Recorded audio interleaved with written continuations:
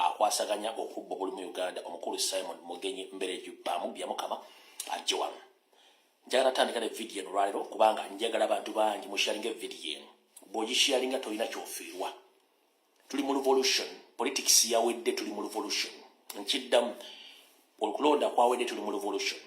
Era njagala buli omu weetwale nti kati oli muyeekera. Nkiddamu politics oli twamuvuddemu gwe tuba tukuba obululu nga ggulu bwawedde tebukyalina makulu, tugenda mu revolution.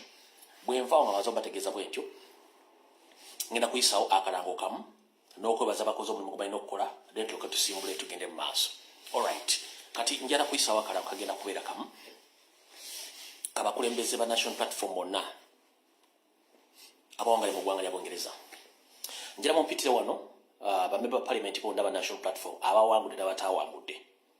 Njala mumpitire bamemba ba national platform abawangudde n'abatawangudde, bamemba ba parliament babeere ku video eno. Bwe mmala obayita mumpite bakulembeze ba national platform bonna ne bakomere bali mutukola mulimu gwe gumu bajja ku social media platform yange twogere ebigambo then oluvannyuma tutandike ekyokukola. Alright, akalamu kasoma kwe kati. People Power National Platform UK. People Power National Platform UK demonstration. House of the Parliament.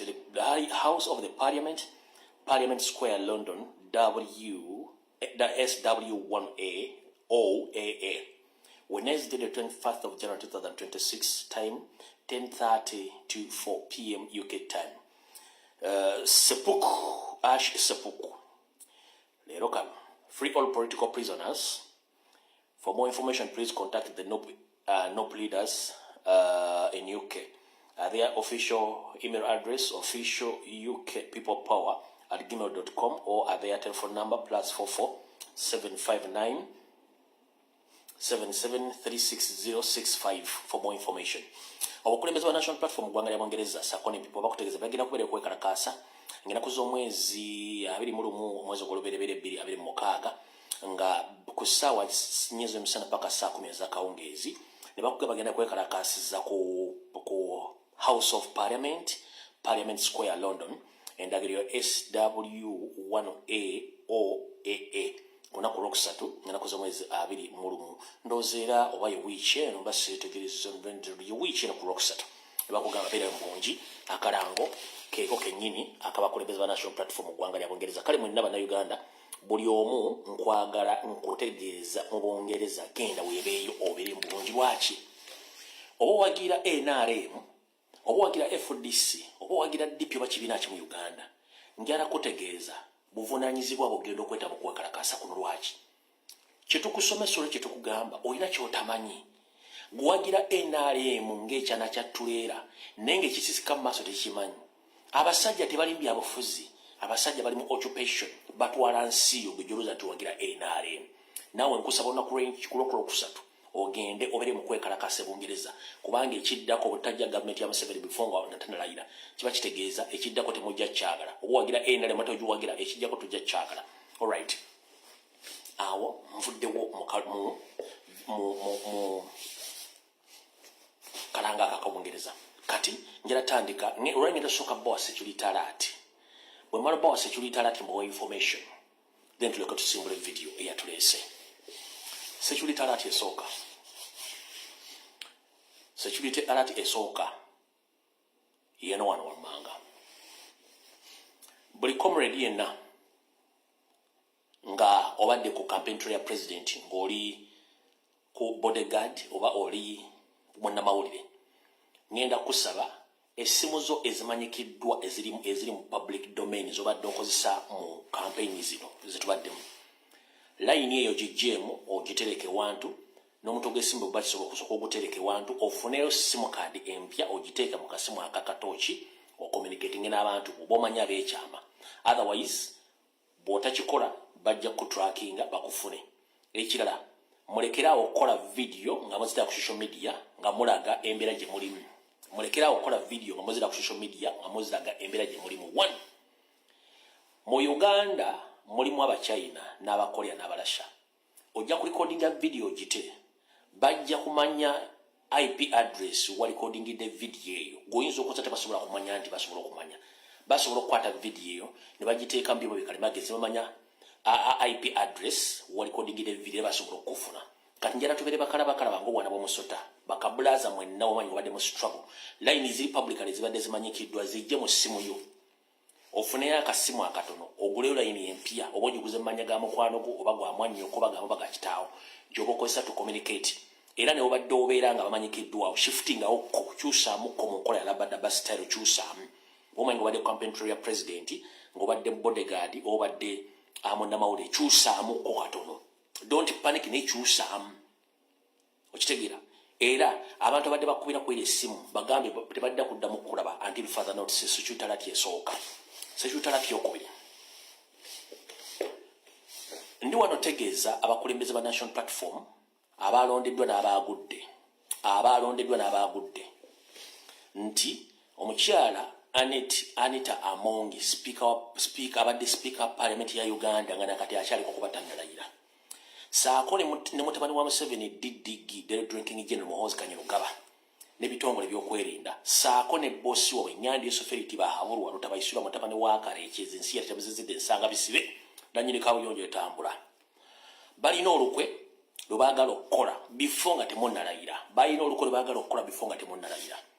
video janakoze olunaku lwajjo ye kennyini ng'agamba nti Nuupu yali yetegese olukwe lw'okutemaatema abantu ebijambiya era n'akissa ku Muwanga Kivumbi bagenda kuddayo ku nkola y'emu gye baakola omugenzi Seggirinya n'omusibako ebijambiya paka lwe baamutta kati obanga oli mukulembeze wa national platform naddala balondeddwa n'abaagudde ngenda kusaba weegendereze endyayo entambula n'ensula Anita Amongi ayagala kuddamu okukola akasengejja nga temunnalayira Anita Amongi yagambye Museveni tulina okuddamu okukola akasengejja nga tugenda kakola nga tuyita mu nkola ey'okusiiga ettoomi abakulembeze abalondeddwa tusindike tiimu z'ebijambiya zigende mu constituency zaabwe zitema abantu but mostly abantu abadde tebabawagira babateme then batandika okuplantinga ebijambiya n'okulireetinga omubaka oyo ku butemu obubaddewo then police ejiraidinga amakaago bakukwate bakutegeke emisango bakuteekeyo oleme kulayira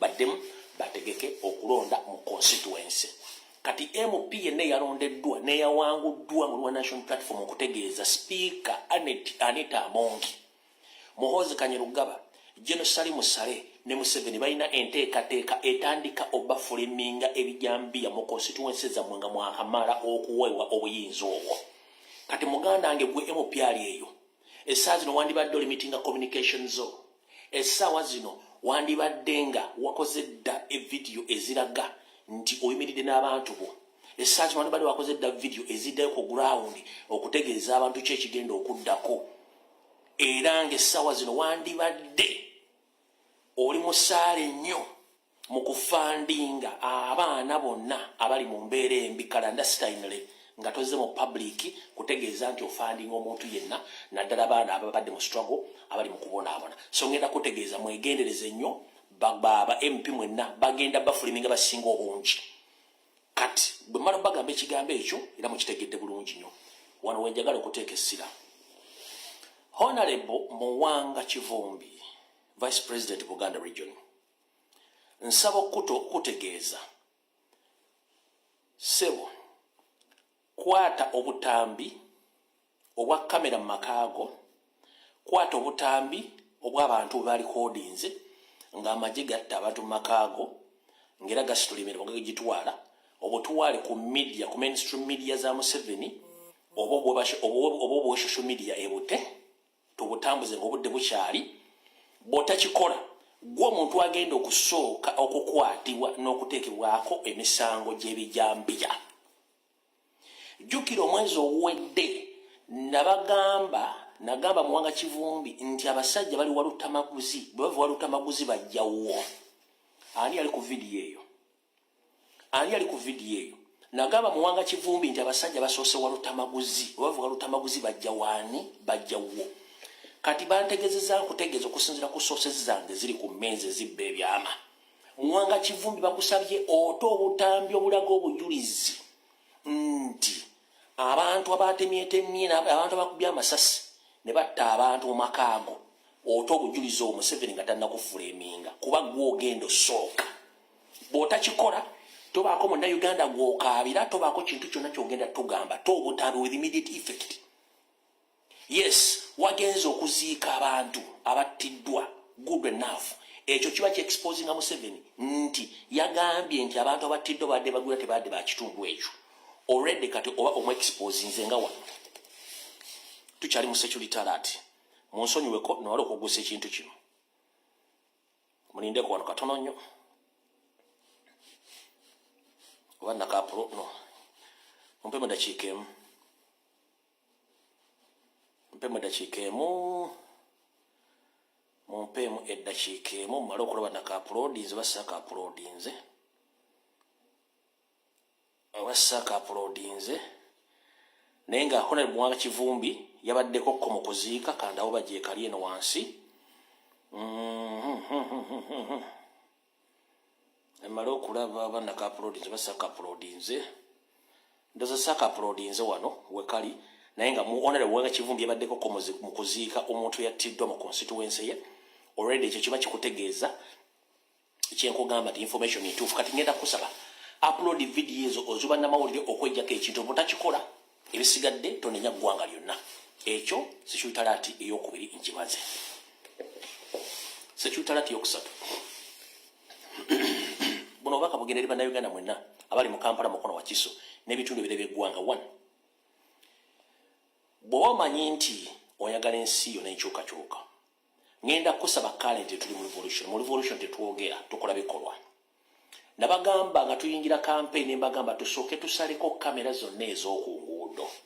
Nakibagamba tusooke tusaleko kamera zonna ez'oku nguudo. Eri bakamulira abajja ne bakizannyiramu. Current lolwo twogerera Museveni yayingiza Abanyarwanda basula mu compound ya Naguru Police Headquarters ne ku CID Headquarters ekibuli. Bano mu mulimu gwabwe babasindika strict genda kwataakinga abantu abakunganye mu kitundu ekimu nga kamera feed bawadde nti wano waliwo abantu baba tebakuŋŋaana. Kati already mu bantu be mukuŋŋaana bamu mulimu abantu bambega bangi nnyo. Nga mbega omwogera ye n'agenda n'asindika message ku ssimu muba muli awo immediate nga lwaba balumbye. Kitegeeza nti bajja feed ku kamera ezo. Naye nga ndabagamba musooke mudiginga line za kamera muzisimuleyo. Ekyo nakibagamba muzisaleko.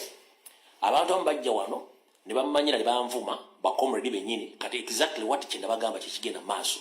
So njala bagamba mwenna bannayuganda olutalo tugenda mu lutalo lwennyini olw'ekiyeekera. Nabagamba musooke muggyeko kamera ezo ne muba togenze waggulu giwalampa.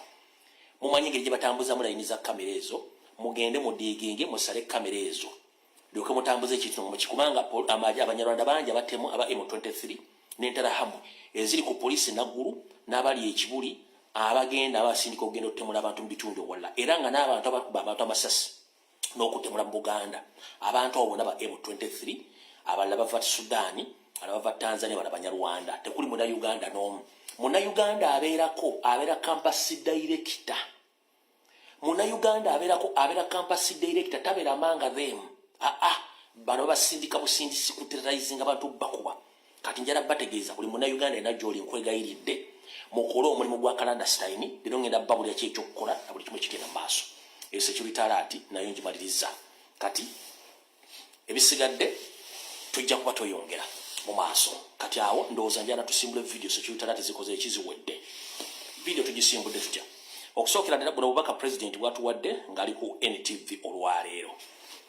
Buno bubaka president bwatuwadde ng'ali ku NTV olwaleero. Kansooke tubuulire bulungi nnyo. Ebyalangiriddwa akakiiko k'ebyokulonda wabula si. Wait a minute.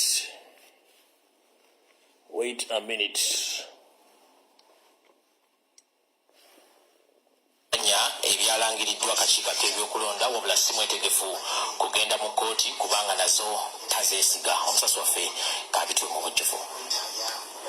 Poliisi nakati ekyagombye maka ga Robert Kyagulanyi Magere newankubadde omwogezi waayo yategeezezza nti tanasibibwako waka era teri yali amuganye kwetaaya. Twagala okutegeeza abantu bonna nti candidate Kyagulanyi aliwuwe e Magere e Kasangati mu Wakiso district. Tali under house arrest. Bwe tuba tuli ba arrestinga Kyagulanyi tuba tujja kubategeeza tubawe n'ensonga kulwaki twamukutte. Olaba batambula okuyita ku misanvu gyayo beba balina amaka ag'okumulirano n'ewa Kyagulanyi. Olwaliro Ssaabawanisi wa NUP David Lewis Lubongoya abadde agenze ewa Kyagulanyi okumutwalira ku mmere. Kyokka ontakizirwe na kutuuka ku mulyango gw'ekikomera oluvannyuma lwa poliisi okumukomera watadde emisanvu gyayo. Tubadde tuzze kuleeta ebyokulya kutwalira mukyala wa pulezidenti waffe yeetaaga ewaka n'abantu abalala abali ewaka, naye unfortunately nga bwe mulaba wakawe wakyaliwo emisanvu gya poliisi, wakyaliwo poliisi n'amagye bebunguludde ekifo, ate ne munda mwe bali okusinziira famire ebadde eteekayo n'ebifaananyi bye mubadde mulabyeko. So kyanaku nnyo mulabye poliisi ng'egamba nti tebali under house arrest, naye kati mukikonfaminze nammwe ne mulaba ng'embeera eri awo, tebakkiriza mugenda kuyingira, tebakkiriza mugenda kufuluma. So bino byavumiribwa amateeka. Olutuuse abasirikale basoose kumulinza n'oluvannyuma ne bakamutema nti addeyo n'emmere ye. Abasirikale bagambye balinze orders okuva waggulu. Mulabye ebbanga lyentutaawo nga mbabuuza ki kigenda mu maaso, togenda kuyingira okutuusa orders bwe ziba nga zivudde waggulu. Naye ekyewuunyisa nnyo nti n'emmere basobola okumugaana okugifuna. Oluvannyuma lw'ennaku 5 ne bakugamba nti emmere gye balina gye badde naye eweddewo, ne batusaba tubongere emmere, ate ne tutuuka wano poliisi n'etulemesa okugiyingiza. Kya buswavu nnyo era tukivumirira nnyo. Obutambi bwa Kyagulanyi bwafulumya bulaga nti tali wuwe, n'okutuusa kati poliisi esusse okutya okwebulungule.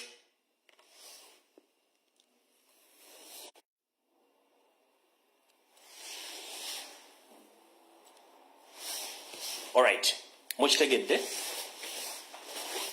byebyo pulezidenti ebyakalu yabiganyiriza tisiyeziganye era nagamba genda mu kooti. Kati waliwo akakodyo, wulira pulezidenti yagambye ebyavudde mu kulonda nabikkiriza, naye waliwo akakodyo. Waliwo ba state agent abaagala okuteekayo omusango mu kooti nti bawabire byavudde mu kulonda.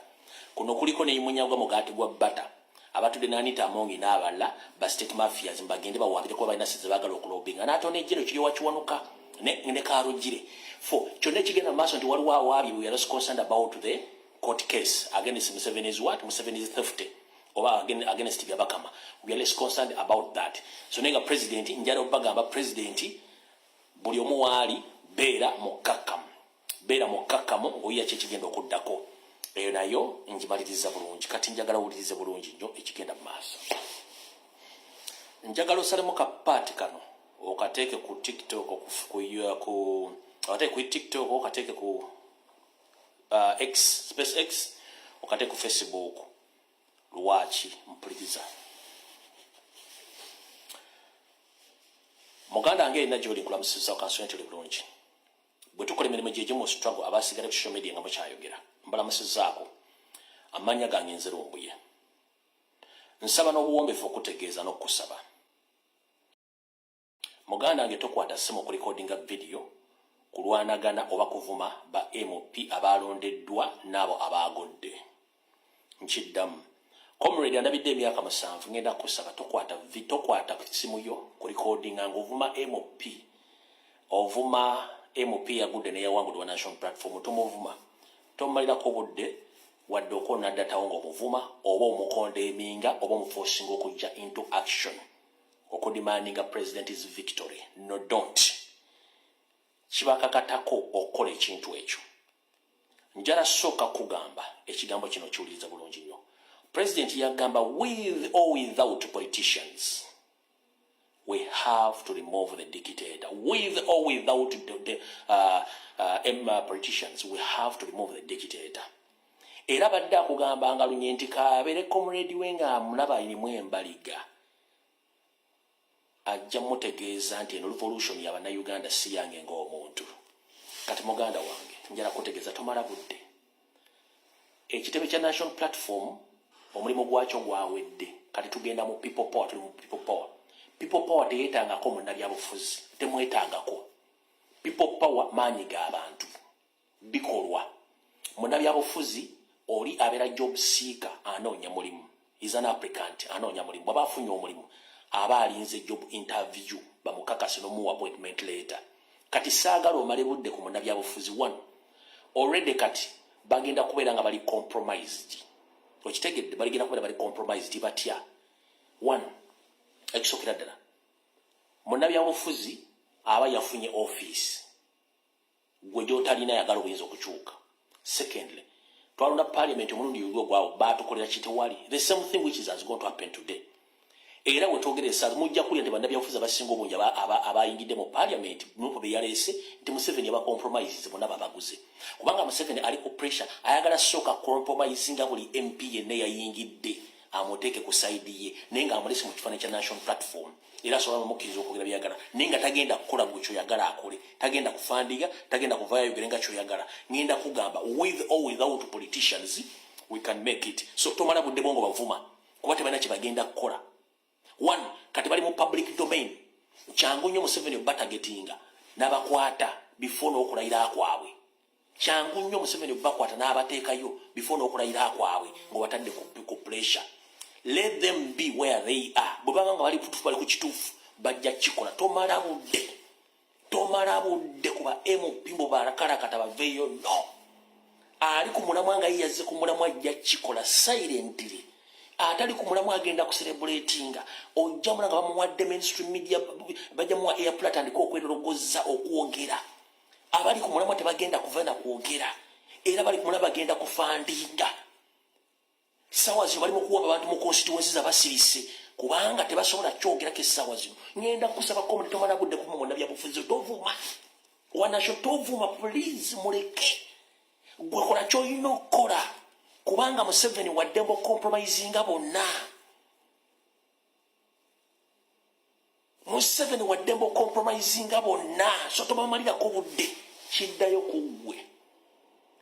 kugwe ng'omuntu gwe nannyini nsi gwe nannyini buyinza. So MP muleke tomalirako budde tufune tufindinge solution egenda okwenganga omulabe waffe mu nkola ya people power. So see ya politics. Eri politics mu national youth platform that is a center number. Wabula tulina revolution wing eya people power gye twetaaga. Okitegedde bulungi. Don't be surprised bagende ba MP basinga obungi basinkanye ddamu 7. Don't be surprised. Nchiddamu kano mugenda kasala. Don't be surprised nga bagende ba MP basinga obungi basinkanye ddamu 7. Don't be surprised.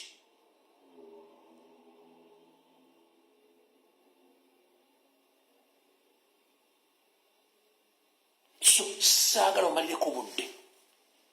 Focus yo giteeka ku president yatuga nti buli omu oli Kyagulanyi osobola okukola ky'olina okukola. Bw'onoomala okussa ekyo mu bwongo togenda kuddamu kumalira budde kuba MP mubaleke. Bakumenyera bwereere, bakumaliramu essuubi bwereere, ogenda kuyomba nabo era otandika okuteekawo enkaayana ne diversion ne divisions. To avoid the divisions and the diversion, don't dare concentrate on elected MPs of a national platform. Please, let them be. Muwaleke. Nkugambye kijja kulumya omutwe nga bakugambye ni Museveni yabasinkanye. Kijja kulumya omutwe wagenti Anita Amongi yabasinkanye. Kijja kulumya wagenti Anita Amongi agundi Salimu Sali yabasinkanye. Munaku ntono nnyo. Kati baveeko tobatemalirako budde wadde amaanyi. Please tokola video kubalumba. Oba okulitenga division. Ate ne programu yaffe oba ogitta. Please ne programu oba ogitta. Oba ogitta otya. One, already abantu bali set. Kati gwe bw'omala obudde bwandibadde wamu tactics n'okugumya abantu n'obagamba tugenda kuzzaako kino n'omalako MP. Kitegeeza n'abantu okuggulawo ndi abalonze MP baganda ate kati abantu baba MP babavumira ky'essaawa zino. Kyetwagala okuavoiding ekyo. Focus ku people power. Focus ku kintu ekigenda maaso. To focus na ku MP baveeko. They are already compromised. They are going to be. Totegana. Baveeko. Ndoza tukiriziganyiza naawe. Ekyo tuvuddewo. Alright. Njagala okubaza bakomredi baffe omu South Africa mwe bali kwekalakaasa olwaliro kanzanya akatambi kamwe kano then tulyoke tugende mu maaso ne video eyatuleese kuba nina okwebaza. Ngera okubaza bakomredi omu South Africa mwe bali nnyo omulimu gwe mukoze omunene guno tugende mu maaso. Ddala bannyago abo bonna badde beesimbyewo nga bammemba okupalya njagala kubawa message eno. Mwagenze mu kalulu nga mwagala genda mu parliament naye abasinga babajjayo nga b'oyoola enswa n'oziteeka mu ki n'oziteeka w'ozitadde.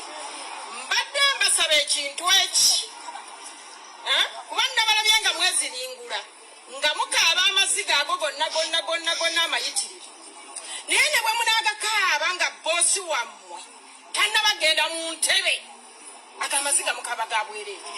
Ate era senga kyabadde kisoboka mwenna oba muli basajja oba muli bakazi tewandibaddewo n'ogu tebalonda gwe batwala mu paliamenti. Kati tubasaba bannyabo ne bassebo ku nsika eyo gye mwekwese muveeyo tulwanirire obuwanguzi bwaffe. Muveeyo tudifiitinge Museveni. Mwenna mukimanyi nti pulezidenti waffe akalulu yakawangudde. Naye muli ku nsiko, abaana baffe bali ali bali mu kubadda, abaana baffe bali mu makomera. Bannyabo bassebo muve ku nsiko gye mwekwese mujye tulwanyisa omulabe Museveni. People power. People power. Njera kuzanya na kano agali nti Munnayuganda Omunyayuganda first ekitune kutandikirawo tuleme kwebo Omunyankole Omuganda Omunoozana. Nze ng'omuntu alina eddoboozi njogeddeko n'abantu bamizuga ebyenjawulo konka nosanga omugalo kujati Omunoozana kujati kunkimuko kamubyami ukirega Omunoozana Omuyisitaana akutextinga kujati omuka mu byami. So ekyokubanza tulina kubanza kukwatanisa olutalo lwona ninga kityokota revolution. It is a gradual process and it has stages. Konga buli kuka stage wekeka kumala mamani, then you are not up for the revolution. The revolution is a gradual process. It is not something that comes in a fortnight. You must be ready for stages.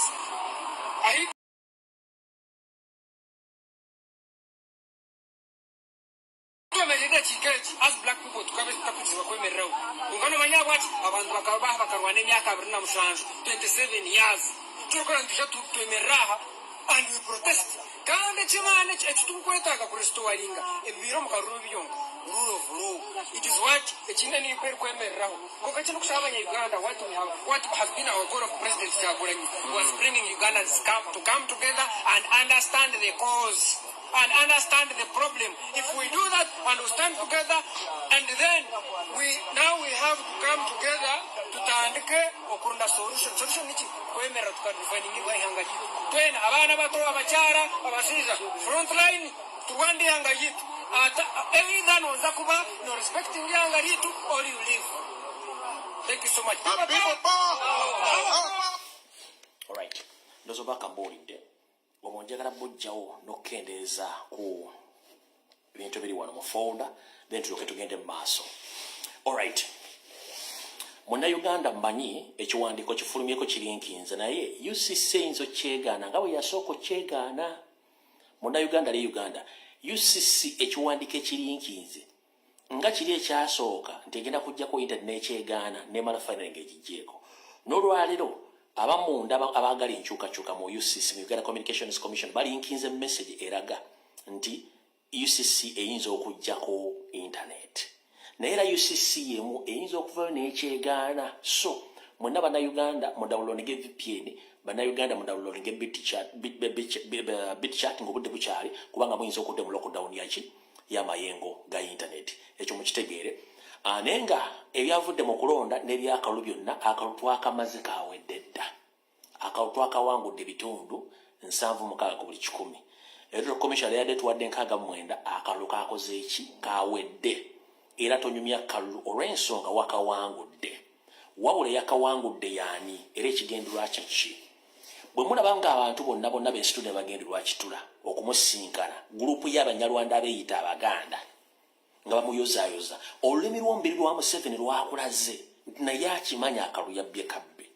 N'abagenzeyo babbi banne n'entulugunya gye bali mu kutulugunya mu Bannayuganda obulo bwabbiddwa abantu kandi imagine nti mu Northern Uganda ne West Nile ba agent bakwatibwa.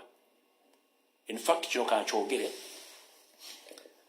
government yeneemanya Bannayuganda mwena gye muli twalabyeko nga Vice President w'Amaserengeta ga Uganda mukyala Jacqueline abamuwamba okuva mu maka ge bamutwala kibi nnyo. Wabula njagala bategeeza nti amawulire genfunye gesina confirminga kuba malaga confirming okugaba ne kaliyo kabwake 50%. Ngezezaako kuba amasimu ag'enjawulo nga noonya Vice President wa National Platform on Uganda omukyala Dr. Rina Zedriga wonna waali naye nga abuze. Naye ate mu dakiika ngaana gye vuddeko nfunye information endaga nti Dr. ono embeera gy'alimu tewoomya nnakabululu gye baamuwambidde eyo. Jjukira Dr. abadde yakafiira omwana we, jjukira Dr. abadde yakava ku sajjale, jjukira Dr. abaddemu n'ebirwadde. So mu kumutulugunya okwo there is a possibility nti bane gyamutadde ng'ali mu mbeera mbi, as in poor, a very poor condition, a very very very poor condition.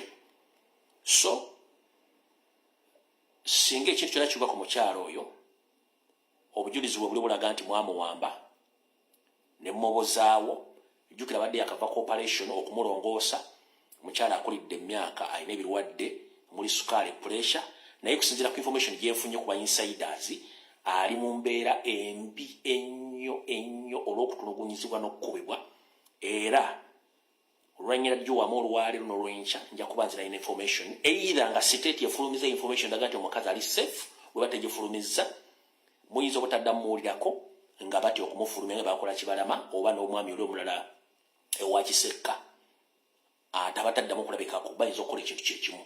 So mubeere nga muli awo n'amasimu gammwe na buli kimu ekigenda mu maaso, kubanga tugezezzaako okunoonya buli wamu n'okunoonya video nga bwe tulabe ya Vice President wa Western netuula. Naye kusinziira ku Suseze Mwinda, mukyalo ali mu mbeera ezitasaana kuba nti ali mu Uganda.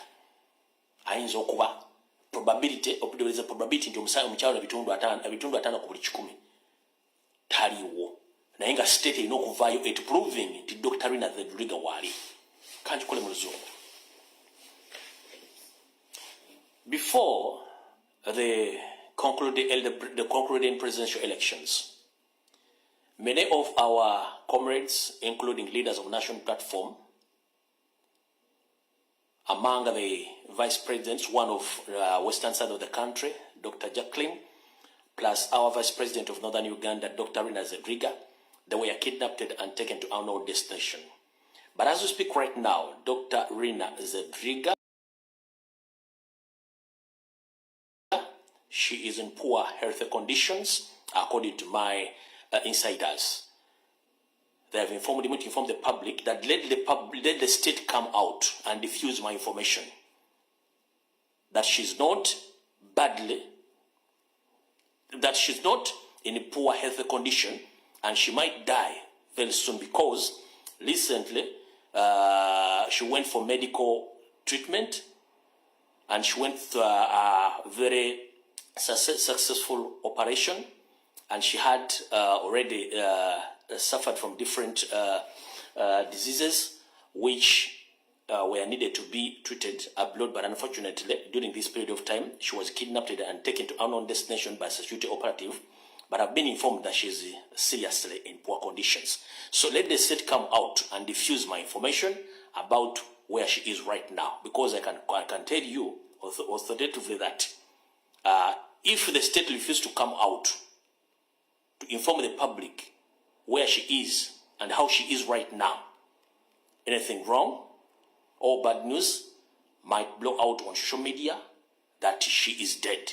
So I'm still not yet to confirm, but very soon you might hear bad news, because the state is in panic of kidnapping each and every person across the country, intimidating every Ugandan, because they know that whatever they are doing is wrong. They robbed our victory. They are going on around in Kampala, Mukono, Wachiso, killing innocent Ugandans, kidnapping them, pulling them from their homes, taking them down on destinations.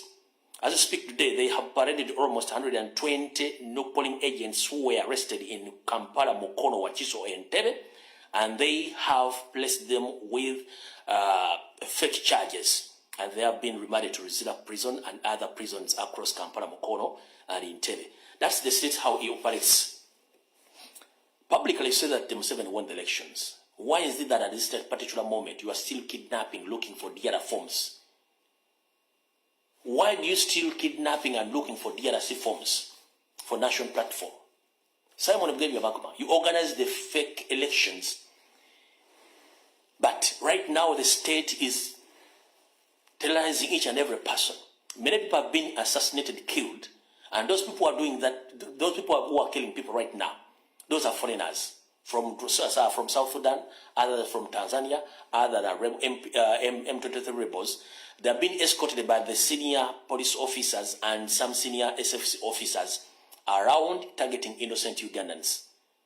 Some video have been kept secretly, are going to be displayed or played on international media, mainstream medias, and very soon the government is going to be exposed. But I'm here to inform the international community that the state is in panic. They are moving around the Kampala, Mukono, Wachiso, and other areas, kidnapping young kids, shooting them live bullets. And there are so many dead bodies in different mortuaries across the country. But no one, more especially the journalists who are allowed to go and cover those atrocities because the state is in panic. But soon, the information will link and we shall inform you about that. So, when I'm taking Savannah Uganda, Berenga Moria, we to begin a mass. Mbagambi, Dr. Zedriga, Alimumbe, and Yuxinza Quinsaida. The Basura Kiza for quarter video bachi, never got Mokorachi, or Moleta, or Moteka, or Ino Motega. And Jagara government in Fayo, Wakanibe, Yogede, and Moletum parading. Njagala government eveye mulete mu parading ewompale gente kumbuya balimbye yono mukyala ojjukira omukyala abadde yakalongoosebwa omukyala alina pressure alina alusa alina ebirwadde bingi mu myaka gye nojja ne waba omukazi n'omutwala olwali kati baparadinze abana 26 ba polling agents bonna batutte okitegera kubanga mwategeka ebintu bino ebyekisiru ebyokulonda ebintu byekisiru gwe n'obanga osobola okukwata abantu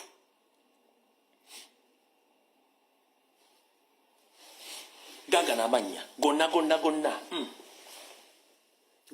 zizo plus charges gaga amanya gabataddeko nga kusomera amanya gano mwena bana Uganda abadde bebuuza abaana bamwe bawambe ba polling agent omu asooka muyita Nakanwaji Anet, kuliko Namakula Robina, kuliko Nasaz Joan, Elakunda Farida, kuliko Nantege Aida, kuliko Motesi Shamim, Buobe Shafik, Agaba Ibrahim, Wafura Antone, kuliko Nankola Zilu, kuliko Wamusi Stephen, kuliko Okoth Francis, kuliko Chidega Jovan, kuliko Buole Mathias wa Matia, kuliko Luwechure Alex, kuliko Tumuhayure David, kuliko Taremwa Jonathan, kuliko Semoju Elvis, Mambo Fred, Biekwaso Henry, Motebe Ronald, kuliko Biansi Charles, Waiswa Rashid, Ranga Raymond, Mwebaze Gerard, Kagwa Ronald Mosoke, Mogabi Ibra, Sendege Vincent, Kanane Ramadhan, kuliko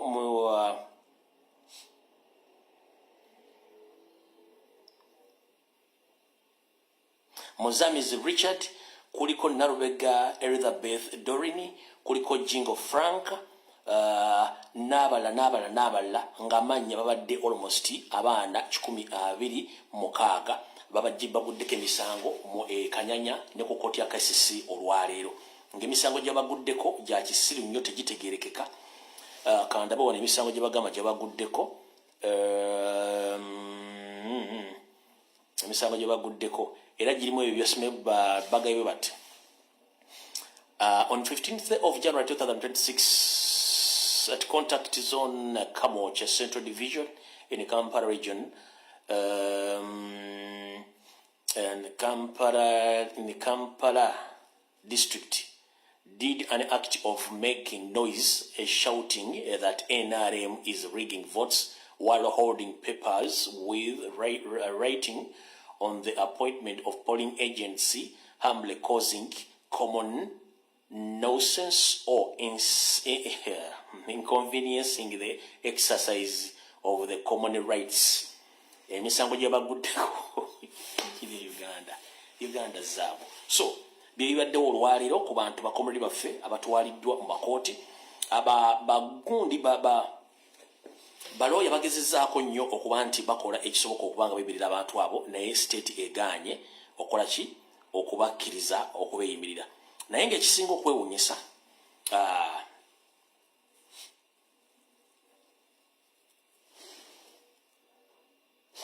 ekisinga okwewuunyisa nti emisango gye baguddeko ate gye bali balina okugula ku ki ku NRM balooya bano babaddeyo olwaleero kubaddeko ow'ekitiibwa bano balooya saagala boogerera babaddeyo badde bagezaako nnyo okweyimirira abantu abo bagaanya okukola ki okubeeyimirira babasindika ku meere eruzira n'abalala so kati katugende mu maaso ne information eyatuleese kati Honorable Mwanga Kivumbi nkulamusiza kansonti oli bulungi nkwadde security alert yo nenkugamba releasinga videos ezo kati Honorable Mwanga Kivumbi ekyo kyotategedde kankikutegeeze munnange nensi egenda kukwata ku mutwe naye saagala mutinyo kuba bino byonna mbadde mbibagamba omuvubuka eyawangudde oba eyabbye Mwanga Kivumbi gwe bayita Elias S. Mukiibi omuvubuka eyabbye Mwanga Kivumbi Elias S. Mukiibi ono Munyarwanda Musumaali Munnayuganda awedde emirimu omwana ono mutabani wa General Salim Saleka akandwa naho gwe yakweka gwe yazaala mwomu ku bannyina ba PS wa finance omukulu Gobi Ramazan omuvubuka ono eyabbye Mwanga Kivumbi gwe bayita owa Butambala County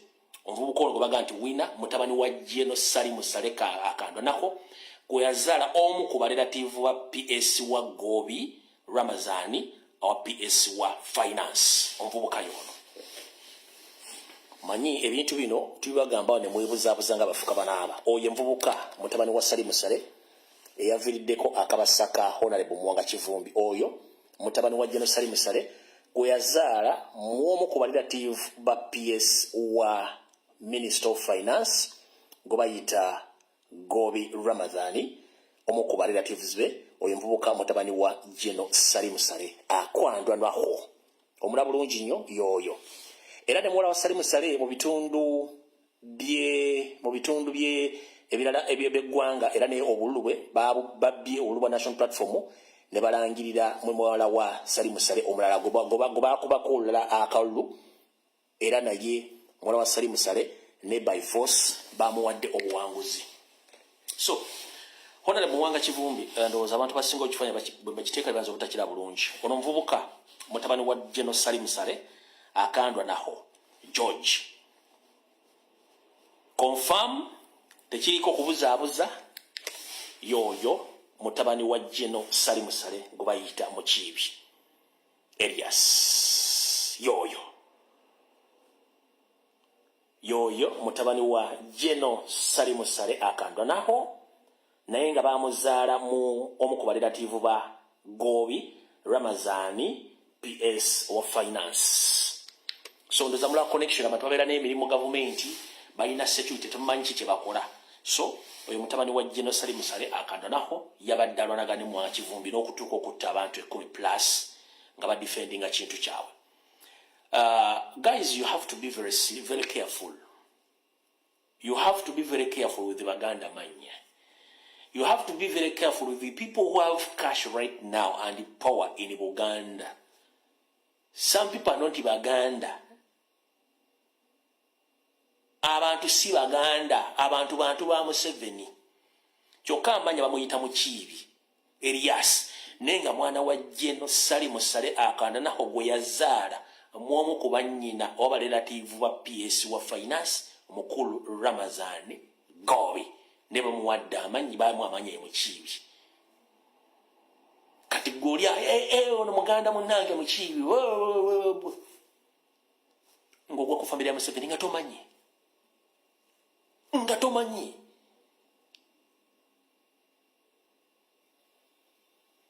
ayagala okuwakana zisigana kuwakana kwata essimu y'obuuza abantu bajja kuwa information so Mwanga Kivumbi twategera muntu yena ko lwana naye yoyo kuwala gobadde lwana naye omutegedde bulungi nnyo. Kati bwe tuvaawo awo ebintu bingi ebibaddewo olwaleero mu kubba obululu mu kukola ki ezo story zettu twagala tuzigendemu.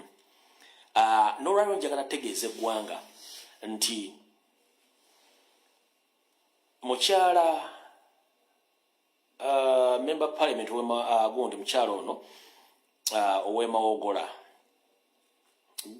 Namugga Goleti weewaddeko security alert nena nakuwaako security alert endala.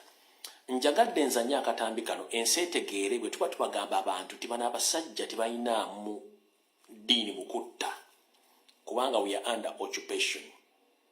Njagala mulize Namugga nga yogera security ne nali nagimuwadda naye njagala mujjawulire ng'ajogera nga ye nga nze soogedde bigambo byange kuba omukutu gwegula abantu bangi nnyo mu nsi yonna nga nabo kwe bali abatemu.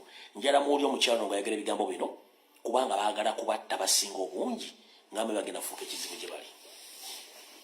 Njagala mujjawulireko ng'ajeyogerera.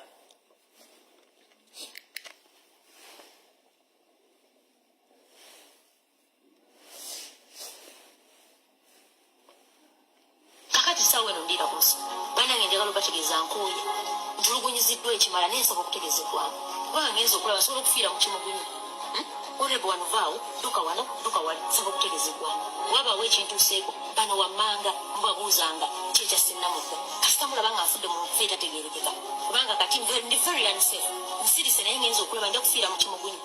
Asooka ye Honorable Anifa Kawoya meeting zonna zonna ezikola planning ebyefudde zitula mu njuyi bannaabo abamu abalimu ku nsa olina afunanaga nti Honorable nkubuulire tetugaanye n'ekino kiyitiridde. Omulala ye Daisy by'omuswalidde kubawadde akalulu kewange abatuwambye.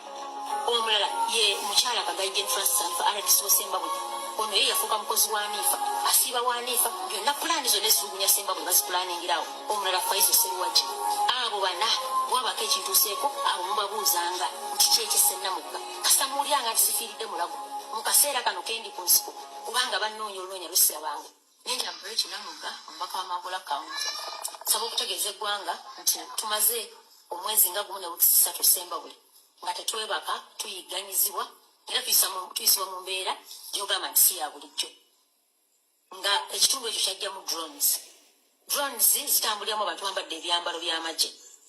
Drones ezo twekubidde enduulu ku poliisi mu byokwerinda abalala ewa RDC naye nga bwe mwatutegeeza drones tazimanyi. Baatula mu security meeting ne bakkanya nti drones zifulume Sembabwe. Poliisi bwe yagezaako okugoba drone Sembabwe katono b'exchange ng'amasasi poliisi wagenda okulaba teyadda kubafulumya Sembabwe. Twagenze mu kalulu mwakalabye ate nga bali mu lutalo baatukozeeko buli ffujjo byonna baabikoze ne babba amabokisi ne bapretakinga ne bagoba abantu ku polling stations byonna ne babikola ne bakomekereza nga badde obululu 2500 ne tusirika saawa eno ndiira ku nsiko bannoonya Honorable ovaawo drone ziizo sinze nzekka bw'otuuka Sembabule abantu bakodineta Bannamugga tebakyebaka mayumba abaali ba agent tebakyebaka oteeka okusayininga forms kulwampaka ate nga babagoba ku polling stations kubanga n'okulonda kwagwabamu kisaawa 5 awala mukage box bazitwalirangawo nabo baagalidde kubanga effe waffe drones ez'amaniginga akalulu ekyo ne tukigumira ne tutulugunyizibwa mu kika ekyowaggulu ennyo kayagala okubategeeza lino eggwanga lyaffe teri muntu yasalako paati nti Anifa bakuwa Sembabule era nsaba okutegeeza omukulembeze w'eggwanga simanyi oba Sembabule baagijja ku maapu ya Uganda nti eyo buli omu akola kyayagala. Anifa alowooza nti yakulira amagye yakulira buli kimu tagambwako buli fujja alikoze ku bannamawala. Nsaba okubategeeza abawagizi bange bwe mulaba ekintuuseeko yeyo ensonga mwenna munkubira amasimu bona oli luddawa temugenda kumanya wendi naye mumanye nti gyendi ndiira ku nsiko duka wano duka wali duka wano. So nsaba okubategeeza byebyo yembeera bwetyo bwetambula musigale nga muli bakkakkamu naye wewabaawo ekintuuseeko mbabagambye kubanga nkooye ekimala bakadde bange nkooye ntuusa okufulumya vidiyo eno nga mpulira n'ekyaye ekijja kijje oba bankuba masasi oba bankola ki kasita mutegedde ekigenda mu maaso. Alright. Omukyalo namutegeeza ne mugamba ebintu ebyo kati ndowooza abyewuliriddeko okuva mu bantu abo bennyini. Kati kyenjagala okubagamba bannayuganda mubeere clear era mutegere bulungi nnyo. Okulonda twakuwangudde clearly. Kyovula banoonya DRA forms, banoonya polling agent bakyagula basibe bonna, abantu bonna baagala basiba, which is okay. kubanga mu revolution bibeeramu wabeerawo abantu abafa waliwo abasurvivinga naye ebintu byonna bifuluma kati ku social media byexposinga Museveni amagye okwenyigira muterevu mu kubba akalulu okukola effujjo kambalageko ku bimu byemubadde temusobola kulaba byemutaategedde mubira bulungi nnyo.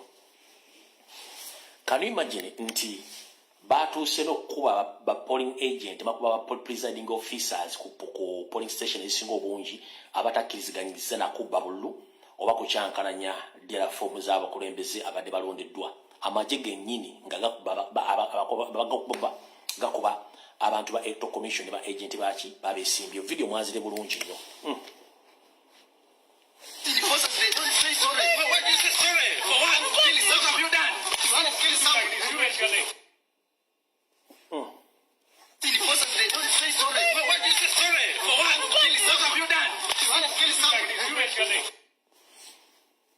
Tugenda boy information ndako omanyi zino gundi ezo sound ezimu zina corporate ezo UPDF aba SFC nga benyigira mu kumenya box okujjamo obululu byonna babikoze bulungi nnyo byonna bulungi nnyo ngamaze okuzibba.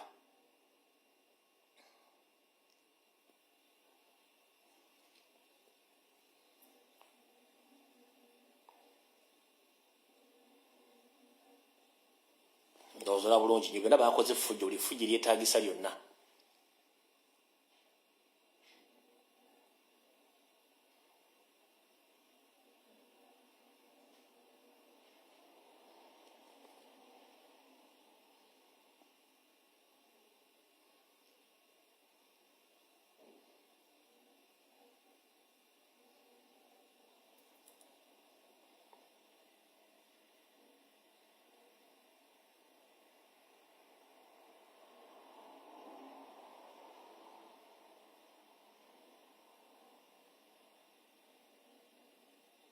Ndowooza bakyusa tugenda bawa information yonna.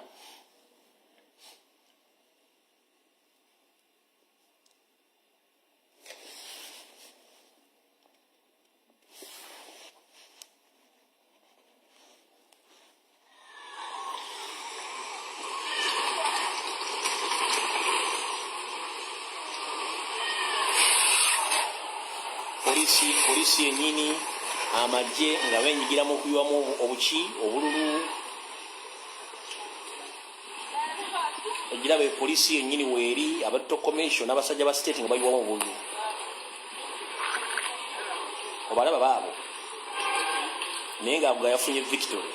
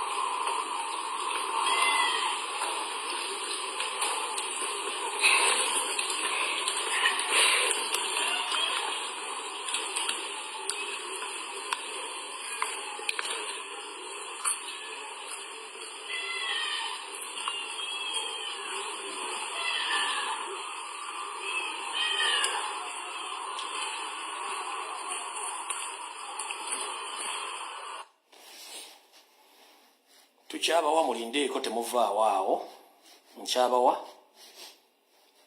nkyabaweereza bulungi nnyo. They cross check the names, they give you a random name. As you can see, the electoral commission agent has just ticked the name and the lady is going to vote. Yabadde mu Western Uganda bakuwa akalulu dressed in that bakutambulirako mu baafu ogenda okutiikingira nga baagala amanya ani kuwatiikinze. She's having even some cards bakutambulirako mpaka mu baafu identified as agents, and you see the man in the cape is following her to to see exactly what she's going to do.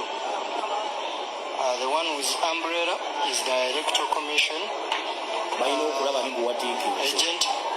So the other one, you see how they are even arguing. You see how they are even arguing.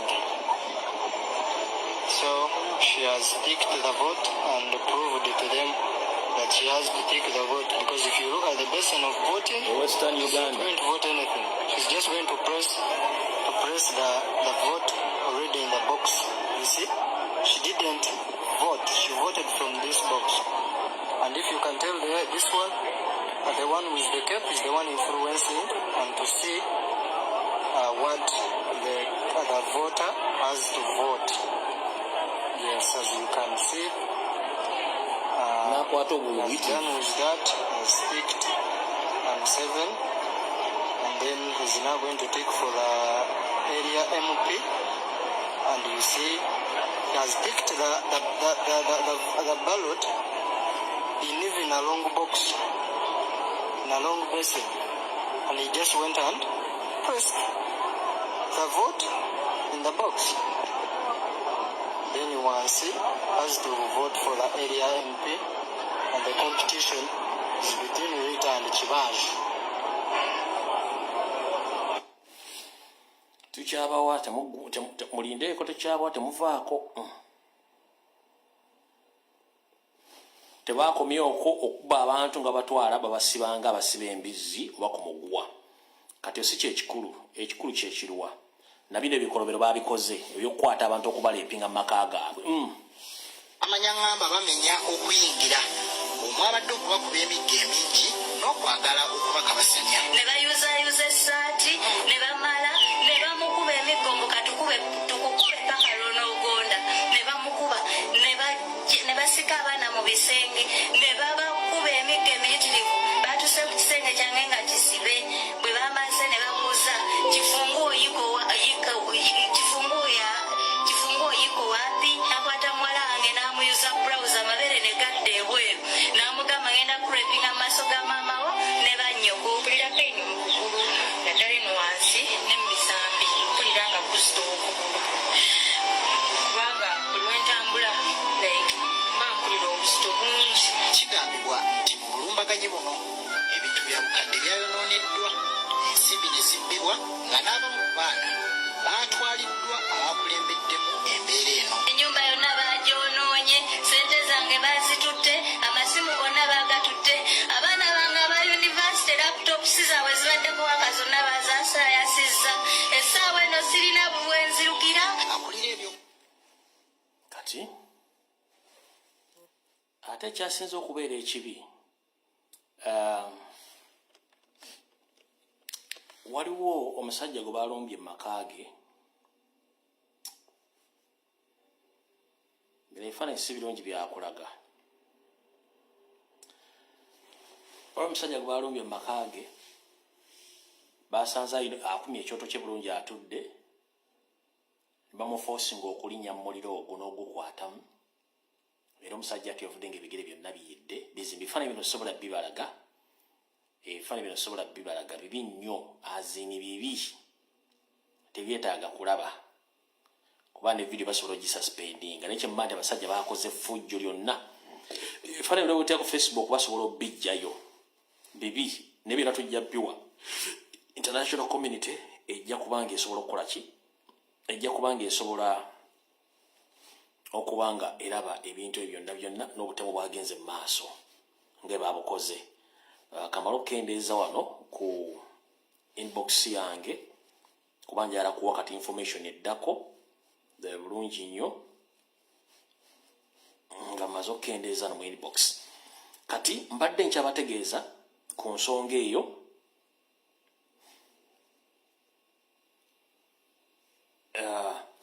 okwekalakasa okubadde olwali South Africa. TV enene South Africa reporting Zenegamba, a group of Ugandans in South Africa have rejected the recent election results, accusing the Electoral Commission of rigging. They held demonstration outside Uganda's Democratic Mission in Pretoria. Sabaka News reporting. ndowooza information yiyo gye mutegedde okwekalakasa okubadde South Africa leero. Ka video kali ke mbadde njagala okubalaga ka South Africa ke kano kenyini ke mbadde njagala musooke mulabire ddala bana Uganda omulimu gwe mukoze mwe banyo babalirira kankate mukale bulungi nnyo mufune ekifaananyi ekituufu.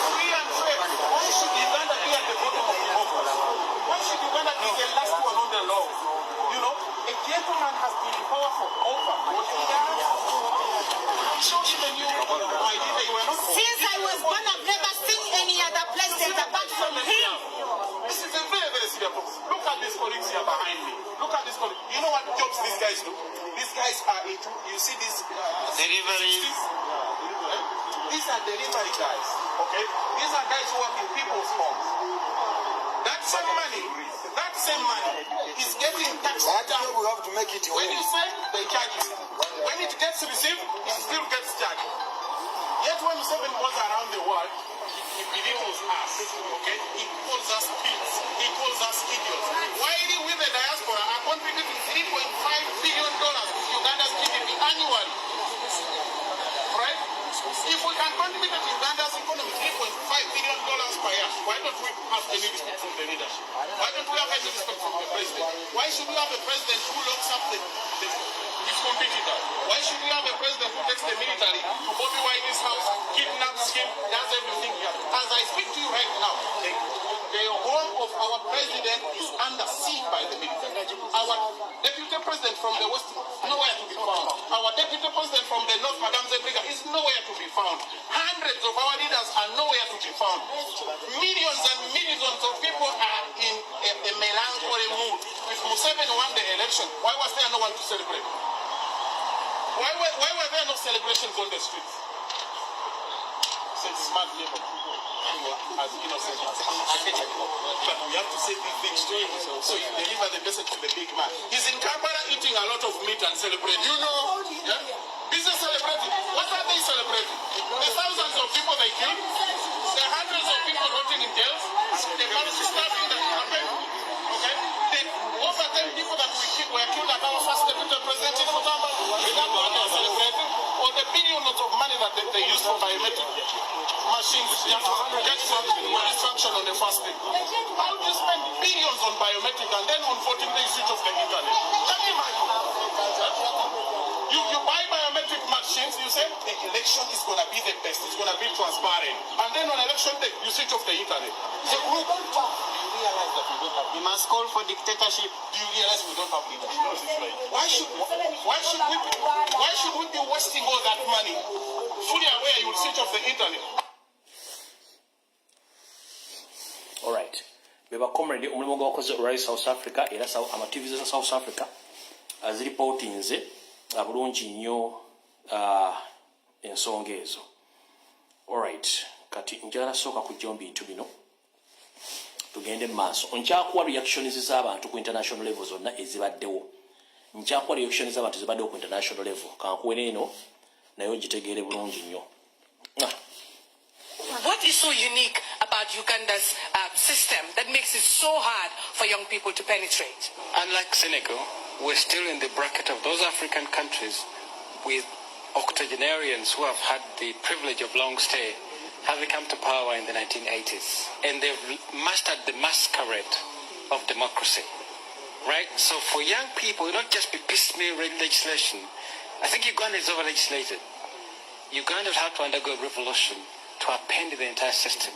The only way a 40-year staying president can win an election is either by stealing it, killing people, or being violent. Now, I was going to ask really, is it possible to stay in power for too long without being violent or without employing intimidation tactics? Actually, I have to pity the incumbent. Okay. That the only things he has at his disposal to enable him to win this election or to be declared winner is violence is core, bribing is very central, over-centralization of power, that you have the power to fire the EC if it needs be on the day of the election. Right? So that immense amount of power, the only way you can append that is complete revolution. Zamutege tubaga twetaaga revolution nga mutegeera kati nakano njagala nkabazanyireko eddakiika ntono nnyo kubanga obudde tulina butono nnyo nako mukategeere then tuleke tugende mu part 2 ya video kansoke nzanye nakano mukategeere. It's not an election, it was a premeditated power grab and a military coup against the sovereignty of the Ugandan people. Superintended for the benefit of dictator Yoweri Museveni, who grabbed power by the gun and so despises democracy that he once famously stated that he cannot be removed by a mere piece of paper. On January 15th, he transformed stand for the people's will as spelt out in the Ugandan constitution into a criminal enterprise by using the ballot as a smokescreen to continue his brutal military occupation and family cabal. The 71.61% algorithm, a manufactured fiction. The announced results are the product of centralized forgery. We present the following evidence of a predetermined outcome. The impossible register. The Electoral Commission, EC, inflated the National Voter Register to 21.6 million voters to match the National Resistant Movement's NRM fabrications, with the ruling party having claimed earlier that it had a membership of 20.1 million. By this claim, the NRM membership register grew by over 100% from the 8 million members that were known as of the 2021 elections. This kind of growth is not only statistically impossible, but also grossly fraudulent. Independents by civil society groups and political parties confirm that the Electoral Commission register is poisoned with duplicates, some people appearing over 50 times to match up with the NRM register fraud. In other cases, biodata of deceased persons, minors, and ghosts, people totally unknown, were identified. The preset target. After shifting his narrative in late 2025 to claim 2.7 million votes were stolen from him, Museveni, in 2021, Museveni deployed an algorithm designed to hit a 70+% threshold. This was a coronation by calculation, not a count. In early 2025, Museveni claimed that Bobi Wine had robbed him of 1 million votes in the 2021 election. At the peak of the campaigns in November 2025, he increased his claim to 2.7 million votes. In 2021, Yoweri Museveni claimed 6,042,898, while Bobi Wine was given 3,631,437 votes. Was given. Here, Museveni gave himself a margin of 2.4 million votes. In the 2026 elections, Yoweri Museveni claimed 7,946,772 votes against Bobi Wine's 2,741,238 votes. The margin this time around is 5.2 million votes. The difference between the two margins of 2.4 million in 2021 and 5.2 million in 2026 is 2.7 million, the exact figure which Museveni says he was robbed of in the last elections. This can only be possible by a special algorithm of a predetermined result. A chorus of threats. And then you're next. From General Muhoozi Kainerugaba's tweets vowing to crush opposition, to the parliamentary rhetoric of his Patriotic League of Uganda PLU group, members like David Kabanda, Minister Balam Barugahara, and NRM regime leaders like Speaker Anita Among and Deputy Speaker Thomas Tayebwa, among others, the regime said months ago that the result was decided before the first vote was cast, similar to previous and regional elections. My name is ndozo kitegedde obululu Museveni yerangirira nga n'akalulu akasooka tekannakubibwa. Museveni miliyoni 2.7 yayogerako nga tukiri mu kampeni wali nga avudde kwemu gye gatwamubba gye bayongerako okufuna victory gye yafunye olwaleero okitegeera gye batopinze up ku buli bongerako ennamba gye yafunye n'afuna miliyoni 7 fe ate n'atubba. So zamutegedde ebintu ebyo kati katugende mu part 2 eya video eyatuleese olwaleero. Katugende mu part 2 eya video eyatuleese olwaleero butereevu nnyo. Njagadde okusooka okugyawo ebintu bino wammanga biveewo. Kati Museveni nagambye wano nze nkusobola mu reverse psychology gw'ozannya wano nze nkusobola. Mujjukira bulungi nnyo Reverend Father gwe baakwata e Masaka ne mbagamba nti the main target eyasookera ddala bamukwata nga bamu-implicatinga kuba nti muwagizi wa Nuupu era badde facilitatinga Nuupu. Nenzijja nentekawo information bagamba nti tabangako muwagizi wa Nuupu kubanga family naye yennyini kiba NRM. Ne mbagamba nnyabo ne bassebo Reverend Father ono ekimukwasizza bayina project zaabwe ne family ze baali bataddemu ssente ne waba mu family member eyakyankalanya ssente then Father nabamuteeka in charge n'atambuza bulungi emirimu then bebaagwa mu family business ne bafuna akasajja ne bakolaga ne government bamuteeka emisango gya blackmail gya ssente ejokuba nti adda facilitating Nuupu. Reverend Father nabamukwata bamuteeka emidda era charges bamuteeka kubamuteeka emisango gya money laundering bamuteekako emisango gya money laundering nga tumaze omwabya. Nyando bwe yabadde akola statement ng'ayogerako ne Banyarwanda banne gyali ewuweeri mu nnyumba gye yaziikako anko we Kaguta yagambye Father nti Father badde facilitating a national platform era kyekyamukwasizza naye nga namwabyadde wano nabagamba kyangu nnyo okumanya Museveni kyagenda okukola ne kyagenda okuzzaako bw'oba omugoberedde bonna ne ttiimu yaabwe bali so easily to be predicted or bali predictable mangu nnyo. You can predict Museveni's move and his actions. Mwenna abaliwo nga wano nga mbaga ebintu bya Father omusajja nywande yagambye nti Father abadde muyeekera era ng'akolaga ne Kyagulanyi ng'awa ssente. Jjukira nabaga nti balina kye baali bapulani okuteeka ku president nti muyeekera ye kennyini yakyeyogedde olunaku lwa jjo ng'ayogerako ne Banyarwanda banne abalina abamannya g'Abaganda nga bagenze okucelebratinga naye erwakitula. Ate nze mbalwamu bankabateera eno emabega njala sooka kabatera mabega eno mukale bulungi nnyo. Njala mukawulirize njala wulira bulungi obuyayi bw'ono omusajja ku myaka gye yegambye bw'ati. Bishop Lumbuye, some days ago, we had arrested a priest in Masaka because he was involved with Kyagulanyi. They wanted me to release him. I said, no, can't release him. You can release him if they tell the truth and they stop. Because that our interest is not to punish. Our interest is that they must stop doing this and never do it again.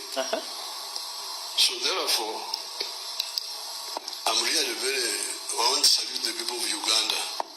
It's not just the security forces who are maintaining peace, it is also the people, including the NUP members. Very many of them.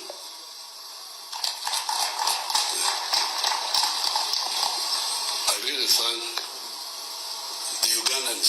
The Ugandans are you should be very careful with them. Yes, some of them have grievances, have this, have that, but once you go beyond certain stages, they will say, this one. In fact, what many of them are saying, to struggle and say, for Gubanga Libya, that's what they keep telling me. We don't want our country to be like Libya. So all the traitors, this is free advice from me, that please stop what you are doing because we know everything and you will not do it. Either peacefully or unpeacefully, we shall maintain peace in Uganda.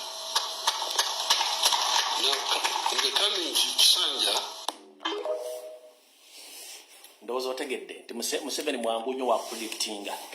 Yagambye nti bamuwa information era agirina yakitegerako nti Reverend Father oyo abadde adiringa n'Ekyagulanyi okufandinga obuyeekera mu Uganda. Mu bangi bamukubira amasimu amagamba omusumba musonyiwa omutwe n'agamba no engeri gye nnyinza omutaamu ng'omusumba avudde n'akonfesinga nti abadde akolagana n'Ekyagulanyi. Kati bw'ayogera statement eyo nganza yamusoma aba akusindikira ekifaananyi nti essaawa yonna Reverend Father bali mu kunegotiatinga naye. Kyesimanyi nti Father anakkiriza ali mu kunegotiatinga ne Father akkirize nti abadde adiringa n'Ekyagulanyi then baleke ba pressing emisango ku Robert Kyagulanyi Ssentamu eky'obuyeekera. Ekyo kyayagala akugambye nti tasobola musonyiwa nga tamaze ku acceptinga nti yakola ensobi eyo era acceptinga mubuulire bandi be yadiringa nabo then wamala okukola ekyasobola omuta kubanga ye Museveni kyayagala oza mutegedde.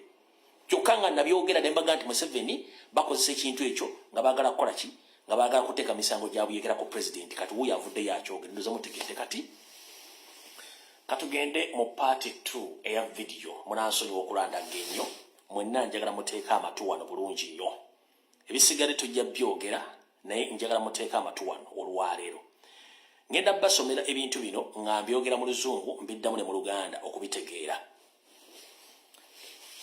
obulungi. Kansonyi tumugera kuntegeera bulungi malolo kendeeza ku jaketi wakati mfunye ku bwongo mpowe badde nnyingi nnyo.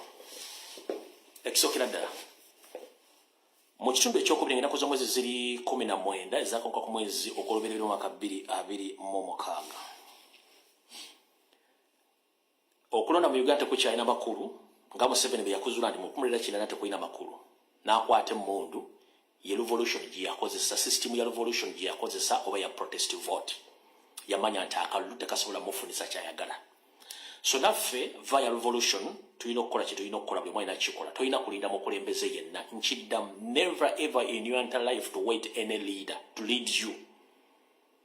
You have to proceed yourself to initiate whatever you think to protect your country and to protect that constitution. Don't wait any leader. Leaders are very easy to be buyable or to be controlled or to be predicted by the state. So you yourself, you have to initiate the revolution by yourself. Don't wait any leader. Temulida mukulembeze.